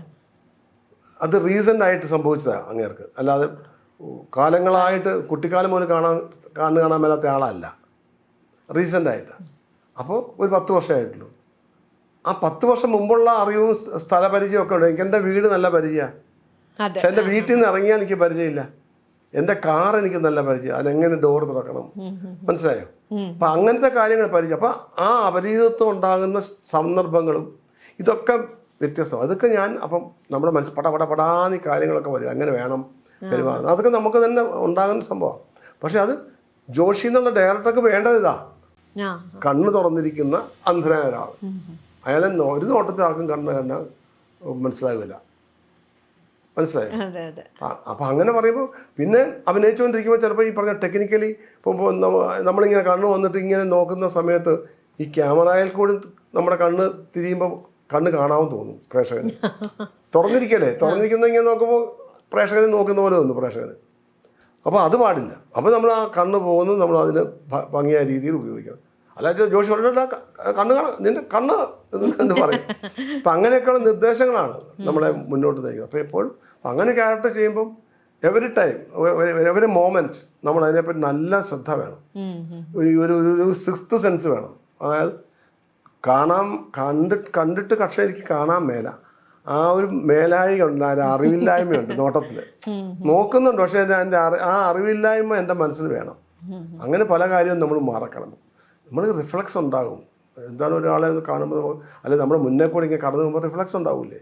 കാണാവുന്ന ഒരാൾക്ക് നമ്മൾ കണ്ണടഞ്ഞു പോകുന്നത് അങ്ങനെയല്ലേ? ഇങ്ങനെ വന്നു കഴിയുമ്പോൾ അതിനെ നമ്മൾ അതിജീവിക്കാൻ പറ്റണം. എനിക്ക് ആ ക്യാരക്ടർ ശരിക്കും പറഞ്ഞാൽ ഞാൻ ഇതുവരെയും ചെയ്തതിൽ എനിക്ക് വളരെ ബുദ്ധിമുട്ടായിരുന്നു. ബുദ്ധിമുട്ട് means every time every moment ഞാൻ അതിനെപ്പറ്റി ശ്രദ്ധയോടെ ചെയ്യണം. മറ്റൊരു ക്യാരക്ടർ ആയി കഴിഞ്ഞാൽ എനിക്ക് ഈസി ഞാൻ പിന്നെ പൊക്കോളാം, അയാൾ എങ്ങനെ വേണേൽ ചെയ്യും. എൻ്റെ ആ ക്യാരക്ടർ എങ്ങനെയൊക്കെ പെരുമാറണോ അതൊക്കെ അനുസരിച്ച് ഞാൻ പെരുമാറുള്ളൂ. പക്ഷെ ഇതല്ല, ഇത് ക്യാരക്ടർ ഉൾക്കൊള്ളുമ്പോൾ തന്നെ ഈ ബാഹ്യമായിട്ട് നമ്മളെ അസ്വസ്ഥരാക്കുന്ന ഒരു കാര്യമാണ് ഈ റിഫ്ലക്സുകൾ. റോഡ് സൈഡിൽ നിൽക്കുമ്പോഴത്തേക്കും വണ്ടികളൊക്കെ കടന്നു പോവുക. അവിടെ നമ്മൾ വളരെ വ്യത്യസ്തമായ ചില സിറ്റുവേഷനിലാണ് അവരെ അഭിനയിക്കേണ്ടത്. അപ്പോൾ അവിടെ ഈ ആൾക്കാരൊന്നും ഉണ്ടാവും, വല്ലവരും കണ്ടോ എന്നൊക്കെ ചോദിക്കുന്നുണ്ട് ഞാൻ. അപ്പോൾ ആൾക്കാരൊക്കെ നോക്കി നിൽക്കുന്നു, ഇത് മുഴുവൻ നോക്കി നിൽക്കുകയാണ് ഞാൻ ചെയ്യുന്നത്. ഈ നോക്കി നിൽക്കുന്നത് എനിക്ക് കാണാം, പക്ഷെ എനിക്ക് കാണാൻ പാടില്ല. ആ ഒരു ബോധം ഞാൻ തന്നെ സൃഷ്ടിക്കണം. അപ്പോൾ അത് ഇപ്പം വല്ലാത്തൊരു അവസ്ഥയാണ്. അപ്പം ഞാൻ പറഞ്ഞു അത് ഡയറക്ടർ ജോഷിയാണ് ഓക്കെ എന്ന് പറയുമ്പോൾ എനിക്ക് കിട്ടുന്നൊരു ഓക്കെ, ഇല്ല കുഴപ്പമുണ്ട്, ഇല്ലടേ ഓക്കെ അത്. അപ്പോൾ എവിടെയാ കണ്ണ് നമ്മുടെ പാളിപ്പോയോ അല്ല കണ്ണ് അടഞ്ഞു പോയോ യുവവട്ടിൽ നമ്മളിപ്പോൾ അറിയില്ല. ഇങ്ങനെ സാധാരണ ഒരു വെട്ടൽ നമ്മൾ അറിയില്ലല്ലോ, സംഭവിച്ചു പോകുന്നല്ലേ. അപ്പം അതൊക്കെ ഈ പറഞ്ഞ ഡയറക്ടറുടെ ഒരു ഇതിലാണ് നിൽക്കുന്നത്. അപ്പം എനിക്ക് ഈ പറഞ്ഞ ജോഷി എന്ന് പറഞ്ഞ ഡയറക്ടർ ഞങ്ങൾ വളരെ സിങ്കാണ് ഞങ്ങൾ തമ്മിൽ. പിന്നെ കുറേ ഞങ്ങൾ എനിക്കൊന്ന് ഏറ്റവും കൂടുതൽ സിനിമ ചെയ്തത് ജോഷി. പിന്നെ ഞങ്ങൾ വളരെ അടുത്ത സുഹൃത്തുക്കളാണ്. പിന്നെ ഞങ്ങൾക്ക് തമ്മിൽ കൺവേ ചെയ്ത പലരും നിങ്ങൾക്ക് നിങ്ങളിത് എങ്ങനെയാണെന്ന് പുള്ളി. അപ്പോൾ പുള്ളി ചിലരോടൊക്കെ ദേഷ്യപ്പെടും, പക്ഷെ എന്നോട് ദേഷ്യപ്പെടുന്നത് വേറെ രീതിയിലാണ്. വേറെ രീതി എന്ന് വെച്ചാൽ പുള്ളിയുടെ വിചാരം എനിക്ക് പലതും അറിയാവുന്ന, പുള്ളിയുടെ മനസ്സിൽ വിചാരിക്കും എനിക്ക് അറിയാവുന്ന പുള്ളിയുടെ വിചാരം. അങ്ങനത്തെ ഒരു ബന്ധമുണ്ട് ഞങ്ങൾ തമ്മിൽ. എന്നോട് പറഞ്ഞു നീ എന്തോ നീ ചെയ്യാത്ത അല്ലേ, നീ അത് അപ്പൊ ഞാനത് ചെയ്യുമെന്നാണ്. അപ്പൊ വണ്ടി നിന്ന് ഇറങ്ങാൻ ചിലപ്പോൾ എന്നോട് പറയില്ല, ഇന്ന് വണ്ടി വന്നൊന്ന് ഇറങ്ങണ്ടേ മനസ്സിലായി. അപ്പൊ അത് പുള്ളിയെ വിചാരിച്ചാൽ ഇന്ന് ഞാൻ ഇറങ്ങിക്കോളും. അങ്ങനെ ചില ഞങ്ങൾ തമ്മിലൊരു അത് എന്നോടുള്ള പ്രത്യേകത കൊണ്ടാ എന്താണ്. അപ്പോൾ അങ്ങനെയുണ്ട് ജോഷിക്ക്. അപ്പം അങ്ങനെയുള്ള ഡയറക്ടർമാരുണ്ട്, അല്ലാത്ത കൃത്യമായി ഈ പറയുന്നുണ്ട്. ചേട്ടൻ്റെ ഇഷ്ടം പോലെ ചെയ്തു എന്ന് പറയുന്ന ഡയറക്ടർമാരുണ്ട്. പുതിയ ഡയറക്ടേഴ്സൊക്കെ കുട്ടിയായിട്ട് എന്താ ഇങ്ങനെ ചെയ്യാൻ പോണേ, എങ്ങനെയായിരിക്കും ഇങ്ങനെ ഞാൻ ചെയ്യട്ടെ, ചെയ്തു അങ്ങനെ ചെയ്യുമ്പോൾ പറയാം അല്ല വേണ്ട ഇവിടെ അത്രയും വേണ്ട, നമുക്ക് അത് ഇത്രയും ഇല്ല. അങ്ങനെ ഒരു എനിക്ക് അതുകൊണ്ട് ഞാൻ പറഞ്ഞത് എനിക്ക് പഴയ ഡയറക്ടർമാരും പുതിയ ഡയറക്ടർമാരും ഒക്കെ എനിക്ക് ഒരുപോലെ തന്നെയല്ല, അത് വലിയ വ്യത്യാസമൊന്നും തോന്നാറില്ല. പിന്നെ കംഫർട്ടബിൾ ആകാത്ത ആൾക്കാരുണ്ട്. പിന്നെ അല്ലാത്തടത്തും നമ്മൾ ചെയ്യും. ഇത് പ്രൊഫഷൻ്റെ ഭാഗമാകുമ്പോൾ എല്ലാം തികഞ്ഞ് നമ്മുടെ ഇഷ്ടാനുസരിച്ചൊന്നും അല്ലല്ലോ. അതിൻ്റെ വ്യത്യാസങ്ങൾ എപ്പോഴും ഉണ്ടാകും. അതൊരു കാര്യമല്ല അത് പ്രൊഫഷനായതുകൊണ്ട്. പൊതുവെ പറയുന്നുണ്ടല്ലോ, പൊതുവെ ഒരു പറച്ചിലുണ്ട്, അതായത് ഇപ്പം പുതിയ സംവിധായകരെന്ന് പറയുമ്പം എന്തൊക്കെയോ കാണിച്ചു കൂട്ടുന്നു, പഴയ സിനിമ കാണണം നമ്മൾ, അങ്ങനെ ഒന്നുണ്ടോ? കാരണം പുതിയവരുടെ സിനിമയ്ക്ക് ഇപ്പം നമ്മളൊക്കെ കാണുമ്പോൾ നമുക്ക് തോന്നിയിട്ടുള്ളത് പുതിയവരുടേതിന് അതിൻ്റെതായ ഒരു പ്രത്യേകത ഉണ്ട് എന്നുള്ളതാണ്. ശ്രദ്ധിച്ചിട്ടുണ്ടോ അത്? അതിലും കൂടെ അഭിനയിക്കുന്ന ഒരാൾ എന്നുള്ള രീതിയിലാണ് ഞാൻ ചോദിക്കുന്നത്. ഈ അഭിനയം എന്ന് പറയുന്നത് എന്നെ സംബന്ധിച്ചോളം പുതിയവരുടെ കൂടെയോ പഴയവരുടെ കൂടെയോ ഒന്നുമില്ല. എൻ്റെ അഭിനയം പണ്ട് മുതലുള്ള സാധനം. ചിലപ്പോൾ പഴയതാവാൻ പുതിയ ഇതിനകത്ത് വ്യത്യാസം. ടെക്നോളജി ഭയങ്കരമായിട്ട് വളർന്നിട്ടുണ്ട്. പണ്ട് ആവശ്യത്തിനുള്ള ഷോട്ടുകളെ എടുക്കുകയുള്ളൂ. ആവശ്യമുള്ള ഷോട്ട് മീൻസ് ഞാനൊക്കെ അഭിനയിക്കാൻ വരുന്ന കാലത്ത് മിക്കവാറും ജോഷിയൊക്കെ അല്ലാതെ ഉള്ള പല ഡയറക്ടേഴ്സും ഒരു സ്റ്റേജ് ആയിരുന്നു ഫ്രെയിമൊക്കെ. അതായത് സ്റ്റേജിൽ നമ്മളെങ്ങനെ കാണുന്ന സംഭവം, ഒരു മുറി സ്റ്റേജ് എങ്ങനെയാണ് 3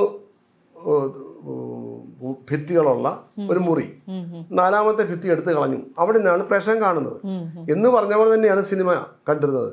അതായത് ഇവിടെ ഇങ്ങനെ സംഭവം നടക്കും, ഇവിടെ ക്യാമറ വയ്ക്കുന്നു, ആ ക്യാമറ വെച്ച് നമ്മൾ രണ്ടുപേരും ഇങ്ങനെ സംസാരിക്കുന്നു, ഇടയ്ക്ക് എൻ്റെ ക്ലോസ് എടുക്കും, ഞാൻ നിങ്ങളുടെ ക്ലോസ് എടുക്കും, അത് ഇവിടുന്ന് എടുക്കും, എൻ്റെ ക്ലോസ് നിങ്ങളുടെ ഇപ്പുറത്ത് എടുക്കും. നിങ്ങളുടെ ഇപ്പുറത്ത് ക്യാമറ വന്നിട്ടുള്ള പരിപാടി ഇല്ലായിരുന്നു. അതായത് 360 ഡിഗ്രിയിലല്ലായിരുന്നു ഷൂട്ട് ചെയ്തിരുന്നത്. അതെല്ലാം ഒരു 180, അതിൻ്റെ പകുതിയുള്ളൂ. ഇമാജിനറി ലൈൻ എന്ന് പറയുന്നൊരു സങ്കല്പം ഉണ്ടായിരുന്നു, അതിൻ്റെ അപ്പുറത്തോട്ട് കടക്കില്ലായിരുന്നു. അന്ന് ഞാൻ സിനിമയിൽ അഭിനയിച്ചിട്ടുണ്ട്. ഇപ്പം അതല്ല, ഇപ്പം 4 വയസ്സിൽ ഷൂട്ട് ചെയ്യുന്നുണ്ട്. നാടകം കളിക്കുമ്പോൾ നമ്മൾ പ്രേക്ഷകന് വേണ്ടിയിട്ടാണ് നാടകം കളിക്കുന്നത്. അപ്പോൾ പ്രേക്ഷകന് വേണ്ടിയിട്ടാണ്. അപ്പം എന്ന് വെച്ച് പ്രേക്ഷകൻ്റെ മുഖത്തോട്ട് നോക്കിയിട്ട് ഇങ്ങനെ നിന്ന് ഫ്ലാറ്റാണെന്ന് പറയുകയല്ല. അവരിപ്പോൾ സ്റ്റേജിൽ എവിടെ നിങ്ങൾ കണ്ടുകൊണ്ടിരിക്കും, ഞാൻ എൻ്റെ കൂടെ നിൽക്കുന്നവർ ഇങ്ങനെ തന്നെയാണ് സംസാരിക്കുന്നത്. ഇപ്പോഴത്തെ പല നാടകങ്ങളിലും ചില ഭയങ്കര ഇപ്പോൾ ഫ്ലാറ്റായിട്ടൊക്കെ ചെയ്യാറുണ്ട് കേട്ടോ, ഓവറായിട്ട് അഭിനയിക്കാം. പണ്ടത്തെ നാടകങ്ങളൊന്നും അങ്ങനെയല്ല, വളരെ റിയലിസ്റ്റിക് ആണ് തന്നെ അച്ഛൻ നാടകങ്ങൾ. നമ്മളിപ്പോൾ സിനിമ കാണുന്നില്ലേ, അതുപോലെ തന്നെയായിരുന്നു നാടകത്തിൽ അഭിനയിച്ചുകൊണ്ടിരുന്നത്. പിന്നെ സൗണ്ട് ഈ പറഞ്ഞ പ്രേക്ഷകരിൽ എത്തിക്കണമല്ലോ മൈക്കിൽ കൂടെ. അതിനുവേണ്ടിയുള്ള സൗണ്ട് കൺട്രോൾ, സൗണ്ട് കൾച്ചറിങ് ഒക്കെ പഠിക്കുന്നത് അങ്ങനെയാണ്. അതിനൊക്കെ ഉപയോഗിച്ചെന്നല്ലാതെ. അപ്പം ഈ വക വ്യത്യാസങ്ങൾ എനിക്കറിയാം.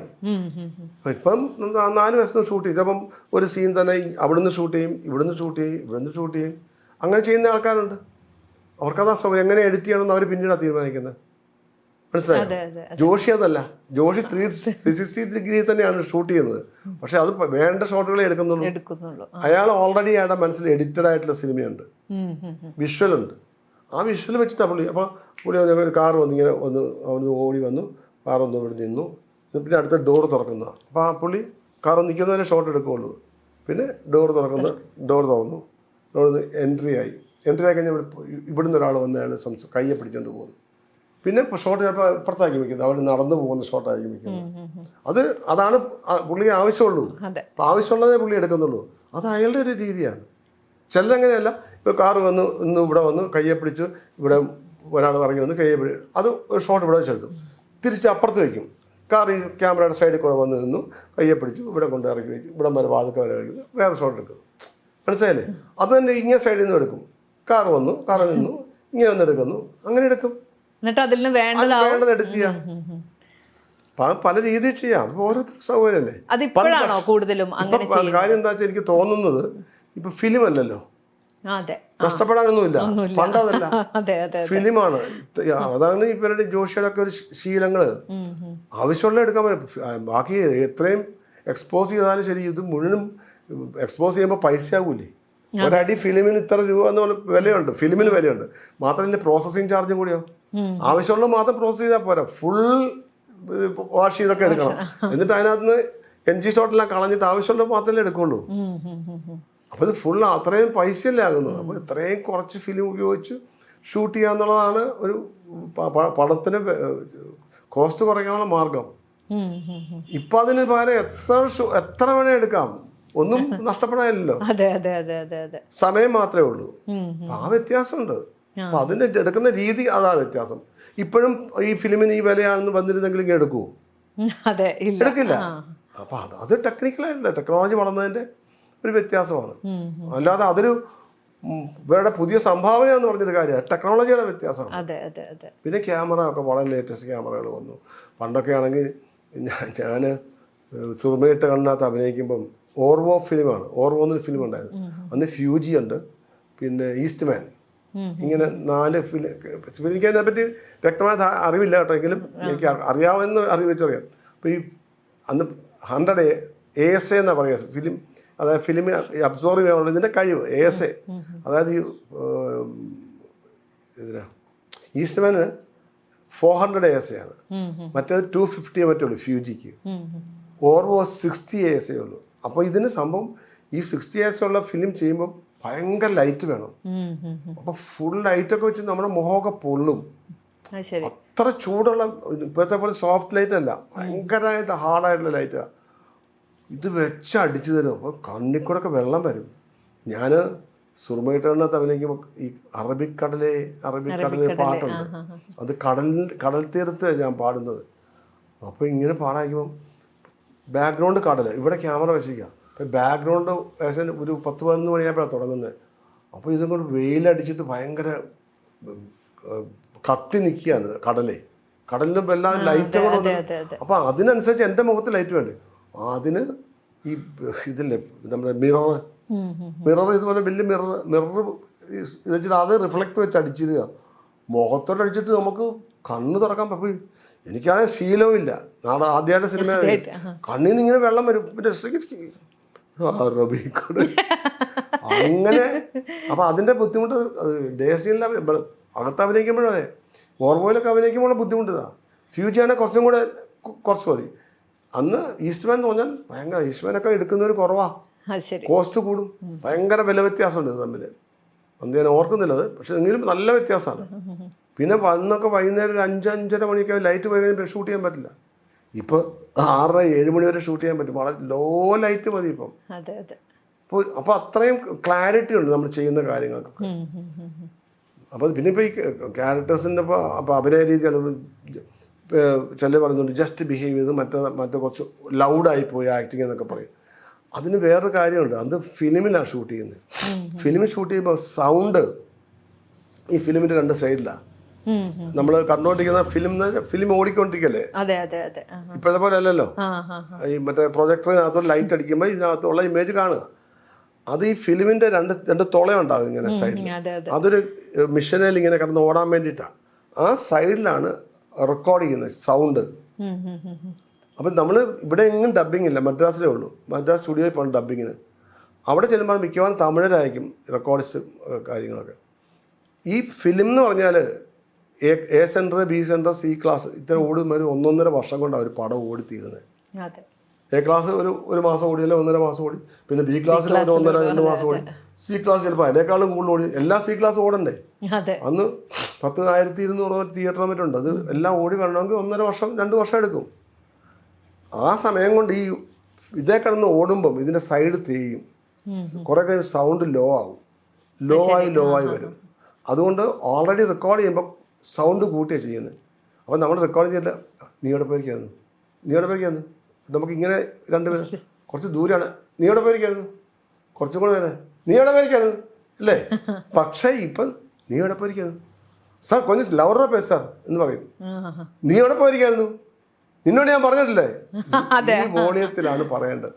അപ്പൊ അങ്ങനെ പറയുമ്പോൾ നമ്മുടെ അഭിനയവും കൂടുതലായിട്ട് തോന്നും. അതിപ്പോ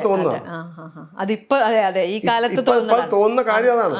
പ്രത്യേകിച്ച് സൗണ്ടിന്റെ കൊണ്ടാണ്. ഇപ്പൊ നമ്മളിപ്പോ ഞാൻ ഉദാഹരണം പറഞ്ഞാൽ അഭിനയിക്കുമ്പം ചില സീനുകളൊക്കെ ഇപ്പോൾ ഇമോഷണൽ ആയിട്ടൊക്കെ ചില സീനുകൾ ഇപ്പോൾ കരഞ്ഞൊക്കെ അഭിനയിക്കും. ചിലപ്പോൾ നമ്മളങ്ങോട്ട് അങ്ങ് വിട്ടേക്കും.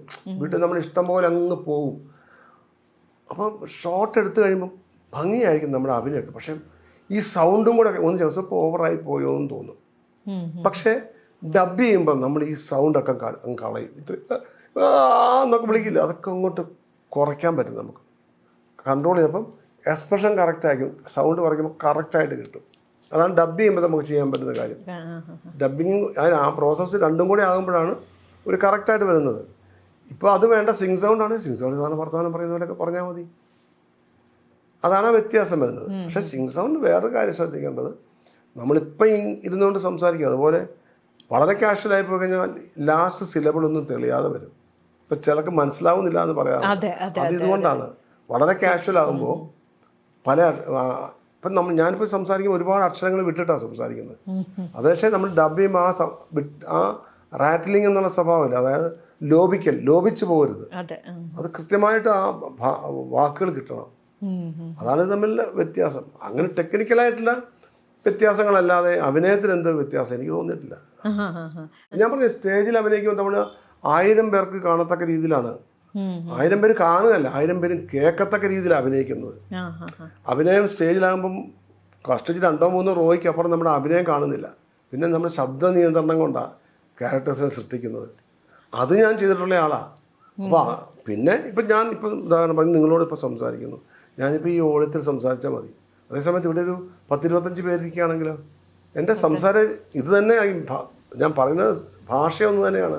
പക്ഷേ എൻ്റെ അംഗവിക്ഷേപങ്ങൾ മാറും, എൻ്റെ നോട്ടം മാറും, പിന്നെ ഞാൻ സംസാരിച്ചിട്ട് എൻ്റെ പോസ് മാറും. ഇങ്ങനെ സംസാരിച്ച് ശരിയല്ലേ അല്ലേ, ഇത്രയും ചോദിക്കാം. എന്നാൽ ഇത്രയും പേരില്ലേ, ഞാൻ നിങ്ങളോട് ശരിയല്ലേ അല്ലേ, ഇത്രയും ചോദിച്ചാൽ മതി ശരിയല്ലേ അല്ലേ, ഇത്രയും പോലെ മറ്റേ ശരിയല്ലേ അല്ലേ, ആ ഗ്യാപ്പ് കണ്ടോ. അപ്പം അങ്ങനെ നമ്മൾ പ്രദേശങ്ങൾ മാറുമ്പോഴും അത് അഭിനയത്തിലുണ്ട്. സ്റ്റേജിൽ അഭിനയിക്കുമ്പോഴും സിനിമയിൽ അഭിനയിക്കുമ്പോഴും ഒക്കെ ഒരുപാട് വ്യത്യാസങ്ങളുണ്ട്. രണ്ട് ടെക്നോളജി അല്ലേ. ഇപ്പം എന്ന് പറഞ്ഞ പോലെ ഇപ്പം വളരെ കാഷ്വലായിട്ട് പറയേണ്ട കാര്യമാണ്, ആ കഥാപാത്രത്തിന് അത് മതി. പക്ഷെ മറ്റൊരു കഥാപാത്രം ഇപ്പം അപ്പൂപ്പനായിട്ട് അഭിനയിക്കുന്ന ഞാനും കാഷ്വലായാലും അപ്പൂപ്പനാകുമോ? അപ്പൂപ്പന് എത്ര വയസ്സുണ്ടോ, അയാളെ ശബ്ദം അപ്പോൾ അതൊക്കെ എൻ്റെ സൗണ്ട് കൾച്ചർ കൊണ്ട് ആ പരിപാടിയുണ്ട്. അതിൽ നിന്നൊക്കെയാണ് എനിക്കങ്ങനെ ചെയ്യാൻ പറ്റുന്നത്. ഞാനൊരു 10-12 ദിവസം എടുത്ത് ഡബ് ചെയ്യാൻ. ഇതിനിടയ്ക്ക് എൻ്റെ ശബ്ദം പോയി, എൻ്റെ തൊണ്ടയ്ക്ക് നീര് വന്നു. ഞാൻ 3-4 ദിവസം സൗണ്ട് റെസ്റ്റ് ചെയ്തു, പിന്നെ ചെയ്തു 2 ദിവസം, പിന്നെയും പോയി ശബ്ദം. അങ്ങനെ ശരിക്കും പറഞ്ഞാൽ ഞാൻ ഏറ്റവും കൂടുതൽ കഷ്ടപ്പെട്ടത് ഡബിങ്ങിലായിരുന്നു. അപ്പം അത് മെയിൻറ്റെയിൻ ചെയ്യണം. ആ അപ്പൂപ്പൻ്റെ ഈ ചെറിയ ശബ്ദം വേണം, ഈ അപ്പൂപ്പൻ്റെ ദേഷ്യം വരുമ്പോൾ വലിയ ശബ്ദം വരും, അതും പിന്നെ ഈ ഇടയ്ക്ക് അയാൾ താമസിച്ചു. അപ്പോൾ അവിടെ നമ്മൾ ഇതുകൊണ്ട് മാത്രം നമ്മൾ ചെയ്യുന്നതാണ്, സൗണ്ട് കൺട്രോൾ കൊണ്ട് മാത്രമാണ് ചെയ്യുന്നത്. അത് അഭിനയിച്ചുകൊണ്ടിരിക്കുമ്പോൾ എനിക്ക് ചെയ്യാൻ പറ്റുമോ? പറ്റുകയില്ല. അത് സിംഗ് സൗണ്ട് ആണെങ്കിൽ ആ സിനിമ സിംഗ് സൗണ്ട് ഷൂട്ട് ചെയ്യാന്ന് വെച്ചോ, പറ്റുകയില്ല. അത്ര പെർഫെക്റ്റ് ആക്കാൻ പറ്റില്ല. അതിന് എനിക്ക് എൻ്റെ സൗകര്യമാണ് ഞാൻ പറയുന്നത്. അപ്പോൾ സിംഗ് സൗണ്ട് തന്നെ വേണമെന്ന് ഡയറക്ടർ പറഞ്ഞാൽ സിംഗ് സൗണ്ട് ഞാൻ പറയാം. പക്ഷേ ഞാൻ പെർഫെക്റ്റ് ആവില്ല. എനിക്കത് അവിടെ എനിക്ക് പല കാര്യങ്ങളും ഇൻ അഡീഷൻ അഭിനയത്തിൽ എനിക്ക് പറ്റാത്ത പല കാര്യങ്ങളും ഇതിനകത്ത് ചെയ്യാൻ പറ്റും. എനിക്ക് ചില നിശ്വാസങ്ങളും ചിലപ്പോൾ നോക്കിയിട്ട് ഇതേ ഉണ്ടാകണം. ചിലപ്പോൾ ഈ ഒരു ശബ്ദം ഇടാം എനിക്ക്. അതെങ്ങനെ അങ്ങനെ ആക്കാതെ അതെങ്ങനെ വേണമെന്നുള്ളത് ഡബ്ബിങ് കൊണ്ട് എനിക്ക് ചെയ്യാൻ പറ്റും. അങ്ങനത്തെ സാങ്കേതികമായിട്ടുള്ള ഒരുപാട് കാര്യങ്ങളുണ്ട്. അതാണ് അഭിനയം എന്ന് പറഞ്ഞാൽ നമ്മൾ തന്നെ ഇങ്ങനെ അങ്ങനെ ഉണ്ടാകുന്ന സൃഷ്ടിക്കുന്നു. അത് ഞാൻ എൻ്റെ സൃഷ്ടിയാണ്. അത് എൻ്റെ കുട്ടി എന്ന് പറയുന്ന പോലെ എൻ്റെ സൃഷ്ടിയാണ്, എൻ്റെ മാത്രം സൃഷ്ടിയാണ്. എഴുതി വെച്ചിരിക്കുന്ന ഒരാൾ ഡയറക്റ്റ് ചെയ്യുന്നു. പക്ഷെ അത് എന്നിൽ കൂടെ ഉണ്ടാകുമ്പോഴാണ് എൻ്റെതാകുന്നത്. ഈ പൂക്കാലത്തിൽ അഭിനയിച്ചപ്പോഴേ ഞാൻ ശ്രദ്ധിച്ചൊരു കാര്യം, മലയാള സിനിമയിൽ വളരെ അപൂർവമായിട്ട്, വേറെ അതിന് മുമ്പ് ഉണ്ടായിട്ടുണ്ടോയെന്ന് എനിക്കറിയില്ല, നടിയായിട്ട് അഭിനയിച്ച അല്ലെ അതിൽ നായികയായിട്ട് ഭാര്യയായിട്ട് അഭിനയിച്ച നടിയുടെ പ്രായം നായകനായിട്ട് അഭിനയിച്ച നടനേക്കാൾ കൂടുതലായിരുന്നു അല്ലെ? എനിക്ക് തോന്നുന്നു മലയാള സിനിമയിൽ അങ്ങനെ ഒന്ന് സംഭവിച്ചത് ആദ്യമായിട്ടായിരിക്കും. പൊതുവെ സംഭവിക്കാറുള്ളത് 30 വയസ്സുള്ള നടി മേ ബി ഒരു 50-കാരൻ്റെ അമ്മയൊക്കെ ആയിട്ട് അഭിനയിച്ചൊരു കാഴ്ചയാണ് മലയാള സിനിമയിൽ പൊതുവെ കണ്ടിട്ടുള്ളത് അല്ലേ? അത് ശ്രദ്ധിച്ചിരുന്നോ അങ്ങനെ ഒരു? പക്ഷെ എനിക്കത് എത്ര വലിയ പ്രത്യേകതയായിട്ട് തോന്നി. സത്യം നിങ്ങൾ പറഞ്ഞപ്പോൾ 100% ശരിയാണ്. എൻ്റെ അച്ഛൻ്റെ സിസ്റ്റർ ഉണ്ട്, ഓമന എന്ന് പറഞ്ഞ്. അപ്പം ഞാനെല്ലാം പെട്ടെന്ന് പറയുമ്പോൾ അച്ഛനും ഒക്കെ പറഞ്ഞ കാര്യം എന്ന് വെച്ചാൽ എൻ്റെ അനുഭവവും എൻ്റെ സ്കൂളും എൻ്റെ യൂണിവേഴ്സിറ്റി ഒക്കെ അതാണ്. അപ്പം ചിറ്റയ്ക്ക് കഷ്ടിച്ചൊരു 20 വയസ്സ് 22 വയസ്സുള്ള ചിറ്റ ആദ്യം അഭിനയിക്കുന്നത്. അന്ന് ചിറ്റ അഭിനയിച്ചത് 50 വയസ്സുള്ള ക്യാരക്ടറാണ്. ചിറ്റ പല നാടകങ്ങളിലും അച്ഛൻ്റെ അമ്മയായിട്ട് അഭിനയിച്ചിട്ടുണ്ട്. അച്ഛനേക്കാളും വളരെ ഇളയതാണ്, ഒരു 10-20 വയസ്സ് ഇളയതാ ചിറ്റ. ആ ചിറ്റ അച്ഛൻ്റെ അമ്മയായിട്ട് അഭിനയിച്ചിട്ടുണ്ട്, അച്ഛൻ്റെ കാമുകിയായിട്ട് അഭിനയിച്ചിട്ടുണ്ട് നാടകങ്ങൾ. ഇപ്പം ചിലർക്ക് അച്ഛനും എൻ്റെ സിസ്റ്ററും ഞാനും കാമുകിമാരും അഭിനയിച്ചിട്ടുണ്ട് നാടകത്തിൽ നമ്മൾ ക്യാരക്ടേഴ്സാണ്, മനസ്സിലായില്ലേ? അപ്പം അവിടെ ഈ പ്രായത്തിനെ പറ്റിയുള്ള പരിഗണനകളൊന്നും എൻ്റെ മനസ്സിലില്ല. പിന്നെ ആ ചേച്ചിക്ക് ഇപ്പം 85 വയസ്സുണ്ടാവും തോന്നുന്നു. ചേച്ചി 58 KPSC വന്നാന്ന് പറയുന്നു. അപ്പോൾ ഉണ്ടാവും. അല്ല അപ്പോൾ പക്ഷെ എന്നാലും അവരുടെ എനർജി ഇല്ലേ അഭിനയം എന്നുള്ളൊരു ആ ഒരു ഇതിനോട്. മറ്റേത് 80 വയസ്സൊക്കെ ആയി കഴിഞ്ഞാൽ വയസ്സായി നമ്മൾ വീട്ടിരിക്കില്ല. ഇപ്പോഴും അവരെന്ത് മാത്രം അഭിനയിക്കാൻ ആഗ്രഹിക്കുന്നു.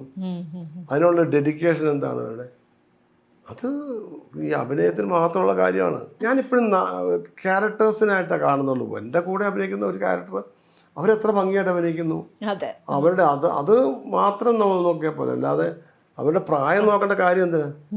ഇപ്പം ചെല്ല് പറഞ്ഞു മമ്മൂട്ടി ഇത്രയും പ്രായമായില്ലേ, എന്തിനാ അയാൾ പറഞ്ഞ അഭിപ്രായങ്ങളൊക്കെ നാട്ടുകാരെ പറയുന്നു. അത് നാട്ടുകാരെ പറയേണ്ട കാര്യമില്ല. അയാളുടെ കഴിവാണ് നോക്കണ്ട. അയാൾ എന്തുകൊണ്ട് അഭിനയിക്കാൻ പറ്റുന്നത്? അയാൾക്ക് പറ്റുന്നതുകൊണ്ടാണ്. അയാൾ വിശ്വസിപ്പിക്കുകയാണ്. മേക്ക് ബിലീഫാണ് സിനിമ തന്നെ. അഭിനയം മേക്ക് ബിലീഫല്ലേ, നമ്മളത് വിശ്വസിപ്പിക്കാൻ പറ്റുന്നു. അയാളുടെ മിടുക്കല്ലേ. അയാൾ ചെറുപ്പക്കാരനായിട്ട് അഭിനയിക്കുന്നു, അയാളുടെ കഴിവാണ്. അതിനുവേണ്ടി അയാൾ എന്തുമാത്രം എന്തുമാത്രം ഒരു ജീവിതം ആസ്വദിക്കേണ്ടതിന് മാറ്റിവെക്കുന്നുണ്ട്. അയാൾ നല്ല ഭക്ഷണം കഴിക്കാതെ, നല്ല എക്സസൈസ് ചെയ്യുക, കൃത്യമായ എക്സസൈസ്, കൃത്യമായ ഭക്ഷണം, അങ്ങനെ ഒരുപാട് കാര്യങ്ങൾ നോക്കിയിട്ടാണ് അദ്ദേഹം ശരീരം മെയിൻറ്റെയിൻ ചെയ്യുന്നത്. അതാരും കാണുന്നില്ല. വെറുതെ കുറ്റം പറയാം. ഇത് പറ്റാത്ത കാര്യത്തിന് വെറുതെ കുറ്റം പറയാമെന്നില്ല. ആർക്കാ കുറ്റം പറയാൻ പറ്റില്ലാത്ത? പ്രത്യേകിച്ച് നമ്മളെവിടെ അത് കുറച്ച് കൂടുതലാണെന്ന് തോന്നുന്നു. കുറവുകൾ പറയാനേ ഇഷ്ടം, നന്മ പറയാൻ ആൾക്ക് വലിയ താല്പര്യമില്ല. അത് അതിനൊന്നും ഞാനതിനെ ഒട്ടും എന്നെ ബാധിക്കുന്ന ശ്രദ്ധിക്കാത്തത് കൊണ്ടാവാം അവർക്ക് ആ ഒരു അവസരം അവിടെ വന്നതെന്നാണ് ഞാൻ വിചാരിക്കുന്നത്, ഒരു നടി എന്നുള്ള രീതിയിൽ. അല്ല, അവരല്ലാതെ പിന്നെ വേറെ ആര് ചെയ്യും? വേറെ ആര് ആ പ്രായത്തിലുള്ളൊരു വേറെ ആരാള് നിങ്ങൾ പറയും? ഇപ്പം നിങ്ങൾ പറയാൻ പറ്റുമോ? ആർട്ടിസ്റ്റ് എന്ന് പറഞ്ഞിട്ട് ആ പ്രായത്തിൽ ഒരു ക്യാരക്ടർ ചെയ്യാൻ ഇന്ന് മലയാള സിനിമയിൽ ആരുണ്ട്? അതും പറയാമോ? അല്ല, ആ പ്രായം ചെയ്യാൻ ആ പ്രായത്തിൽ തന്നെ ഉള്ള ഒരു നടിയെയാണ് ആ സിനിമ ചൂസ് ചെയ്തത്. വേറെ ആളില്ലാത്തോണ്ടാ? അല്ല, പൊതുവേ സംഭവിക്കാറെന്താ കുറഞ്ഞ പ്രായമുള്ളവർക്ക് അങ്ങനെ ആവണം. പ്രായമുള്ളവർ അങ്ങനെ അഭിനയിക്കണം. അതിനാരുണ്ട്? അതെ, അതുകൊണ്ടാവാം അവരവിടേക്ക് വന്നതും. അതുകൊണ്ടാണ് അവർ കുറെ പേരെ നോക്കി. അതെ അതെ. അവസാനം ലീല ചേച്ചി വന്നത് അതെനിക്കറിയാം. ഞാൻ കൃത്യമായിട്ട് പറയുന്നില്ലെന്നേ ഉള്ളൂ. കുറെ പേരെ നോക്കിയവര്. ആ കോമ്പിനേഷൻ പക്ഷെ വളരെ നന്നായിരുന്നു. അതാണ് വെറുതെ പറഞ്ഞിട്ട് കാര്യമില്ല. ആ ക്യാരക്ടർ ആവണം. വെറുതെ അങ്ങോട്ട് മാറുമെന്ന് പറയാം, ചെയ്യുമ്പോഴറിയാം. എനിക്ക് തോന്നുന്നു ഒരുവിധം എല്ലാ കഥാപാത്രങ്ങളും ആയി. എന്നാലും ചോദിക്കുകയാണ്, ഈ ചോദ്യം ചിലപ്പോൾ ഒരു ബാലിശായിരിക്കാം, എന്നാലും ഞാൻ ചോദിക്കുകയാണ്, ഇനി ഏതെങ്കിലും ഒരു കഥാപാത്രം എനിക്ക് ഒരിക്കലും ആഗ്രഹിച്ചിട്ടില്ല. ഇപ്പൊ ഈ പറഞ്ഞ 100 വയസ്സുകാരൻ എന്നുള്ളത് അങ്ങനെയല്ല, ഒരു പ്രായമുള്ള ക്യാരക്ടർ അഭിനയിക്കണമെന്ന് തോന്നി. അപ്പോൾ എനിക്ക് 100 വയസ്സുള്ള ക്യാരക്ടർ അഭിനയിക്കാൻ കിട്ടി. അതൊരു വലിയ ഭാഗ്യമാണ്. എൻ്റെ അഭിനയ ജീവിതത്തിലെ ഏറ്റവും വലിയ ഭാഗ്യങ്ങളിലൊന്നാണ്. അപ്പോൾ എനിക്ക് ആ ഭാഗ്യം തന്നത് എൻ്റെ പ്രൊഡ്യൂസറും എൻ്റെ ഡയറക്ടറോടും ഒരുപാട് താങ്ക്സ് ഉണ്ട്. കാര്യം വെച്ചാൽ മലയാള സിനിമയിൽ അങ്ങനെ ക്യാരക്ടർ എനിക്ക് തോന്നുന്നു ഏറ്റവും പ്രായമുള്ള ക്യാരക്ടർ ചെയ്ത് കൊട്ടാരക്കര ചേട്ടനാണ്. അരനാഴിക നേരം എന്നുള്ള സിനിമയിൽ അദ്ദേഹം പ്രായമുള്ള ക്യാരക്ടർ ചെയ്തു. പിന്നീട് എനിക്ക് തോന്നുന്നില്ല അങ്ങനെ ഒരു ക്യാരക്ടർ ഇത്രയും പ്രായമുള്ള ക്യാരക്ടർ, പ്രായം കുറഞ്ഞ ഒരാള് ചെയ്തത്. അല്ല, പ്രായം കൂടിയ ആളിന് ഇത്ര ക്യാരക്ടർ ഉണ്ടോ? Full character? അതെ അതെ, ഇല്ല ഇല്ല, ഫുൾ ഒരു ക്യാരക്ടർ ബേസ് അപ്പനൊക്കെ ആയിട്ട് അഭിനയിച്ചിട്ടുണ്ട്. ഇപ്പൊ പ്രേംജി അഭിനയിച്ചിട്ടുണ്ട്. അദ്ദേഹം അഭിനയിച്ച രാജൻ പിറവി. അതിന് അദ്ദേഹത്തിന് ആ പ്രായം ഉണ്ടായിരുന്നു. അതൊരു പ്രായമുള്ള കാരണം. അപ്പൊ ഞാൻ പറഞ്ഞു, ഞാൻ എന്നിൽ നിന്ന് വളരെ വ്യത്യസ്തമായിട്ടൊരു അപ്പൊ അങ്ങനത്തെ ഇനിയും അതൊക്കെയാണ് എന്റെ ആഗ്രഹം. എന്നിൽ നിന്ന് വ്യത്യസ്തമായി ഇനിയിപ്പോ ഈ വയസ്സില് അങ്ങനെ പറഞ്ഞുകൊണ്ട് ചോദിക്കാം, ഒരു 40-കാരനെ അഭിനയിക്കാൻ. പിന്നെ അതൊക്കെ അഭിനയിക്കും. അതാണ് അങ്ങനത്തെ ഒരു അങ്ങനെ ഒരു എന്താ പറയാ, ഒരു അതൊക്കെ വെല്ലുവിളിയുള്ള കഥാപാത്രങ്ങൾ ചെയ്യണമെന്ന്. അതൊക്കെ 40-കാരൻ എന്ന് പറഞ്ഞ ഒരു ക്യാരക്ടർ ആവണം. ഞാനിപ്പം ലീല എന്ന സിനിമ ഉണ്ട്, കണ്ടായിരുന്നു, പിള്ളേച്ചൻ. അതെനിക്ക് ഭയങ്കര ഇഷ്ടപ്പെട്ട ക്യാരക്ടറാണ്. പക്ഷെ പടം ആരും അധികം ശ്രദ്ധിക്കപ്പെട്ടില്ല.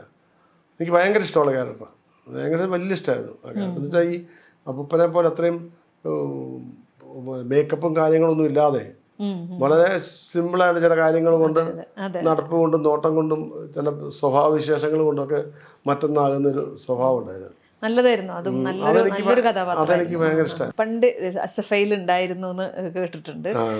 ഇപ്പോഴും ആ ഒരു രാഷ്ട്രീയ നിലപാട്, രാഷ്ട്രീയത്തിലായാലും സമൂഹത്തിലായാലും നടക്കുന്ന കാര്യങ്ങൾ ശ്രദ്ധിക്കുകയും എന്തെങ്കിലും അഭിപ്രായങ്ങൾ പ്രകടിപ്പിക്കണം എന്നും ഒക്കെ തോന്നിയിട്ടുണ്ടോ? അഭിപ്രായം ഞാൻ പ്രകടിപ്പിച്ചാൽ എന്തെങ്കിലും സമൂഹത്തിൽ മാറ്റം വരണ്ടേ? ഈ പറഞ്ഞ ഒരുപാട് സമുദായ സ്നേഹികളും സാമൂഹിക വിമർശകരും സമൂഹത്തിന് വേണ്ടി കൃഷ്ണനും ബുദ്ധനും മഹാത്മാഗാന്ധിയും ക്രിസ്തുവും ഒക്കെ ജനിച്ച നാടല്ലേ അത്. പിന്നെ ശ്രീനാരായണ ഗുരു ഒക്കെ ഉണ്ടായിരുന്ന നാടല്ലേ, ചട്ടമ്പി സ്വാമികൾ. അവരൊക്കെ വിചാരിച്ചല്ല എന്തെങ്കിലും ഒരു കാര്യം നടപ്പാകുന്നുണ്ടോ? അവർ പറഞ്ഞ് അവരുടെയൊക്കെ ആഭരണങ്ങളാക്കിക്കൊണ്ട് നടക്കുന്ന ആൾക്കാരുണ്ട്. രാഷ്ട്രീയ പാർട്ടികളാണെങ്കിലും ശരി, മതത്തിൻ്റെ പെട്ട ആൾക്കാരാണെങ്കിൽ ശരി, എന്തെങ്കിലും ഒരു കാര്യം, നന്മകൾ. ഇപ്പം എന്നെ അലട്ടുന്ന ഏറ്റവും സത്യം പറഞ്ഞ ഏറ്റവും പ്രശ്നം ഇങ്ങനത്തെ ഉള്ളൊരു വല്ലാത്ത കാലഘട്ടത്തിൽ കൂടെ കടന്നു പോകുന്നത്. ഞാൻ എൻ്റെ കുട്ടിക്കാലത്തൊന്നും അല്ല നാടക ജീവിതത്തൊന്നും ജാതി മതമൊന്നും എൻ്റെ ജീവിതത്തിൽ ഉണ്ടായിട്ടില്ല. അച്ഛന് അങ്ങനെ ചിന്തയില്ല, ഞങ്ങളുടെ വീട്ടിലില്ല, അങ്ങനത്തെ സംഭവമില്ല. ഞങ്ങളുടെ ഒരു പരമാണുവിൽ പോലും അതില്ല, ഞങ്ങളൊന്നുമില്ല. പക്ഷേ ഇപ്പം ഓരോ പുറത്തോട്ടൊക്കെ നോക്കുമ്പോൾ കാണുന്നത് ഇവിടെ എന്തും നടക്കും, എന്തും ആവാം. അപ്പം രാഷ്ട്രീയം എന്നൊക്കെ പറഞ്ഞാൽ വല്ലാത്തൊരു മഹാമോശമായ അവസ്ഥയിലേക്കാണ്. അവിടെ ഞാൻ പ്രതികരിച്ചിട്ട് എന്ത് ചെയ്യാൻ? നന്നാകുമോ? ഇപ്പോൾ ഒരു കുട്ടിയോട് നമ്മൾ നീ അത് ചെയ്യരുതല്ല, നീ അങ്ങനെ ചെയ്യണം എന്ന് പറഞ്ഞാൽ മാറ്റം വരണ്ടേ? ഒരിക്കലും മാറാൻ പറ്റാത്ത രീതിയിലുള്ള അപകടകരമായ രീതിയിൽ പോയിക്കൊണ്ടിരിക്കുക. ഒരിക്കലും നല്ല ലക്ഷണമായിട്ട് എനിക്ക് തോന്നുന്നില്ല. ഇപ്പോഴത്തെ രാഷ്ട്രീയവും മതവും കൂടി കളഞ്ഞിട്ട് ഏതാണ് മതം ഏതാണ് രാഷ്ട്രീയം എന്നറിയാൻ പറ്റാതെ അങ്ങ് ബ്ലെൻഡായിട്ട് രാഷ്ട്രീയമൊക്കെ മതത്തിന് മതാധിഷ്ഠിതമാകുക, അതിന് വോട്ടിന് വേണ്ടിയിട്ടുള്ള വളരെ വളരെ വില കുറഞ്ഞൊന്നല്ല, നികൃഷ്ടമായ ഒരു രീതിയിലുള്ള രാഷ്ട്രീയവും ഒക്കെ ആയി വരികയാണ്. അവിടെ ഞാനിവിടെ പറഞ്ഞിട്ട് എന്ത് കാര്യം? എനിക്ക് ബോധ്യമില്ലാത്തതുകൊണ്ടല്ല, ഞാൻ ബോധ്യപ്പെട്ടിട്ട് കാര്യം പറഞ്ഞാൽ മാറ്റം ഉണ്ടാവണ്ടേ? അല്ല ചുമ്മാ ഞാൻ എന്തിനാ വെറുതെ പറയുന്നത്?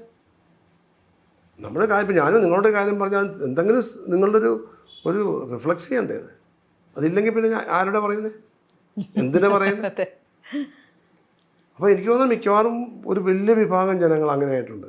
പിന്നെ ഓരോരുത്തർക്കും ഓരോരോ കാര്യസാധ്യത്തിന് വേണ്ടിയിട്ടൊക്കെ ഓരോ രാഷ്ട്രീയ പാർട്ടികളെ സപ്പോർട്ട് ചെയ്യുന്നു, അല്ലെങ്കിൽ മതത്തിനെ സപ്പോർട്ട് ചെയ്യുന്നു. അല്ലാതെ സാധാരണ മനുഷ്യനൊക്കെ ഇതിൽ നിന്നൊക്കെ ഡിറ്റാച്ച്ഡ് ആണെന്ന് എനിക്ക് തോന്നുന്നത്. പിന്നെ അവനവൻ്റെ കാര്യത്തിന് വേണ്ടി ഇപ്പം മതം പോലും അവനവൻ്റെ ഒരു വ്യക്തികളുടെ കാര്യത്തിന് വേണ്ടിയിട്ടാണ് ഉപയോഗിക്കുന്നത്. ഇപ്പം മതവിശ്വാസിയാണെന്ന് ഒരാളെ പറ്റി പറയുമ്പോൾ അയാൾക്ക് അതുകൊണ്ട് എന്തെങ്കിലും പ്രയോജനം ഉണ്ടാകും. ഇപ്പോൾ പൊളിറ്റിക്സ് വിശ്വാസം, അയാൾക്ക് ആ രാഷ്ട്രീയം കൊണ്ട് എന്തെങ്കിലും വിശ്വാസം ഉണ്ടാകും, ഗുണമുണ്ടാകും. അങ്ങനെ ആണ് ഇപ്പോൾ ഇതിനൊക്കെ ഉപയോഗിക്കുന്നത്. കുടുംബത്തെക്കുറിച്ച്, കുടുംബം ഞങ്ങളിപ്പം ഞാനും ഭാര്യയും ഇളയ മകനും അവൻ്റെ 2 ഒരു പെൺകുട്ടി ഒരു ആൺകുട്ടി, 2 കുട്ടികളാണ് അവരിപ്പോൾ വീട്ടിലുള്ളത്. മൂത്ത മോനും ഒക്കെ എൻ്റെ കൂടെ തന്നെ ആയത് 2 വർഷമായി. ഇപ്പോൾ അവരിപ്പോൾ UK പോയിരിക്കുക. മൂത്ത മോനും അവൻ്റെ ഭാര്യയും അവർ 2 കുട്ടികളുണ്ട്, അവരിപ്പം UK. സഹോദരിമാരും അഭിനയത്തിലേക്ക്? അതിന് മൂത്ത സഹോദരി സുലോചന എന്ന് പറഞ്ഞ അച്ഛൻ്റെ കാപാലിക, ക്രോസ് ബെൽറ്റ്, പ്രേതലോകം, അതിനകത്തൊക്കെ അഭിനയിച്ചിരുന്നു. ഗംഭീര നടിയാണ്. വരാനിരിക്കുന്ന സിനിമകൾ ഏതൊക്കെയാണ്? വരാനിപ്പോൾ ആൻ്റണി റിലീസ് ചെയ്തിട്ടുണ്ട്, ജോഷി, അത് നല്ല ക്യാരക്ടറായിരിക്കും. പിന്നെ കിഷ്കിന്ധാകാന്ഡം എന്ന് പറഞ്ഞുകൊണ്ട് ഞാനുണ്ട്, ആസിഫ് അലി, അപർണ ബാലമുരളി, ഞങ്ങൾ 3 പ്രധാന കഥാപാത്രമായിട്ട് ചെയ്യുന്നത്. കിഷ്കിന്ധാകാന്ഡം എന്നാണ് പടത്തിൻ്റെ പേര്. ദിൻജിത്ത് എന്നാണ് ഡയറക്ടർ. ദിൻജിത്ത് കക്ഷി അമ്മിണിപ്പിള്ള എന്ന് പറഞ്ഞ സിനിമയുണ്ട്, അതിൻ്റെ ഡയറക്ടറാണ്. അവിടെ 2ാമത്തെ പടം അതുണ്ട്. അത് എനിക്ക് വളരെ ഇഷ്ടപ്പെട്ട ഒരു ക്യാരക്ടറാണ്. അതൊക്കെയാണ് പ്രധാനമായിട്ട്. പിന്നെ കുറേ ചെറിയ ചെറിയ വേഷങ്ങൾ. രഘുനാഥ് പലേരി സ്ക്രിപ്റ്റ് എഴുതിയ പടമുണ്ട്, അതിൻ്റെ പേര് കൺഫേം ചെയ്തിട്ടില്ല. അത് വേറെ 2-3 പടമുണ്ട്. ചെറിയ ചെറിയ 3-4 ദിവസമൊക്കെ വർക്ക് ചെയ്ത ചില അച്ഛനായിട്ടും. പിന്നെ ഒന്നൊരു കാക്കാരിശ് നാടകം, പണ്ടത്തെ കാക്കാരിശ് വെള്ളരി നാടകം എന്നൊക്കെ പറയും, അങ്ങനത്തെ നാടകത്തിൽ കഥാപാത്രമായിരുന്ന അഭിനയിച്ചിരുന്ന ഒരാളുടെ അതൊരു പാലക്കാട് ബേസ് ചെയ്തിട്ടാണത് അതിൻ്റെ ഷൂട്ടിങ്ങൊക്കെ ആണത്. ആ ഒരു പടമുണ്ട്, അതിന് ഈ പറഞ്ഞ പേരിട്ടിട്ടില്ല അവർ. അങ്ങനെ കുറേ പടങ്ങളുണ്ട് ഇതിനിടയ്ക്ക്. സിനിമയുമായി ബന്ധപ്പെട്ട് എന്ത് മോഹമാണ് ഇനി അവശേഷിക്കുന്നത്? ഞാൻ പറഞ്ഞില്ല, മരിക്കുന്നവരെ അഭിനയിക്കണം, അങ്ങോട്ട് അഭിനയിക്കാം. പ്രധാനമന്ത്രിയുടെ പട്ടി പേപിടിച്ച് ചത്ത നാടാകെ ബന്ധ്. പാവപ്പെട്ടൊരു പോലീസുകാരനെ ഒരു അക്രമി നട റോഡിലിട്ട് കുത്തിക്കൊന്നാൽ എവിടെയാടാ ബന്ധ്? അവൻ്റെ ഭാര്യയുടെയും പിള്ളേരുടെയും അടിവയറ്റിലല്ലാതെ. ഇത് ഏത് നാടത്തിലാണ്? ഞാൻ എന്ത് പറഞ്ഞാലും, എൻ്റെ സ്വഭാവത്തെ പറ്റി പറഞ്ഞാലും, എൻ്റെ ജീവിതത്തെ പറ്റി പറഞ്ഞാലും, എന്നെപ്പറ്റി പറയുമ്പോഴൊക്കെ എനിക്ക് പ്രചോദനം അല്ലെങ്കിൽ അനുഭവം അല്ലെങ്കിൽ എൻ്റെ അറിവുകളെല്ലാം പകർന്നത് അച്ഛൻ്റെ കൂടെയുള്ള ജീവിതത്തിൽ നിന്നാണ്. പിന്നെ ജീവിത വീക്ഷണങ്ങൾ അതെല്ലാം അത് വെറുതെ ഉണ്ടാക്കിയെടുത്തതല്ല, ഞാൻ അനുഭവിച്ച് അറിഞ്ഞ കാര്യങ്ങളാണ്. ഫയലെടുത്തിട്ട് ഈശ്വരൻ പറയുന്നത് നോക്കടാ എൻ്റെ. അപ്പം പിശാച് ഇത് വായിച്ചിട്ട് എത്രയോ ലക്ഷക്കണക്കിന് പള്ളികൾ, ലക്ഷക്കണക്കിന് അമ്പലങ്ങൾ, ലക്ഷക്കണക്കിന് മോസ്കുകളൊക്കെ വായിക്കും. അപ്പം ഈശ്വരൻ പൊട്ടിച്ചിരിക്കും, കണ്ടോടാ. പിശാച് പറയും, അനിയ അവിടെയൊക്കെ നിന്റെ ബോർഡേ ഉള്ളൂ, അകത്തെ ബിസിനസ് എൻ്റെ. വ്യഭിചാരം മുതൽ ലോട്ടറി വരെ, ഇതാണ് അതിൻ്റെ കണ്ടന്റ്.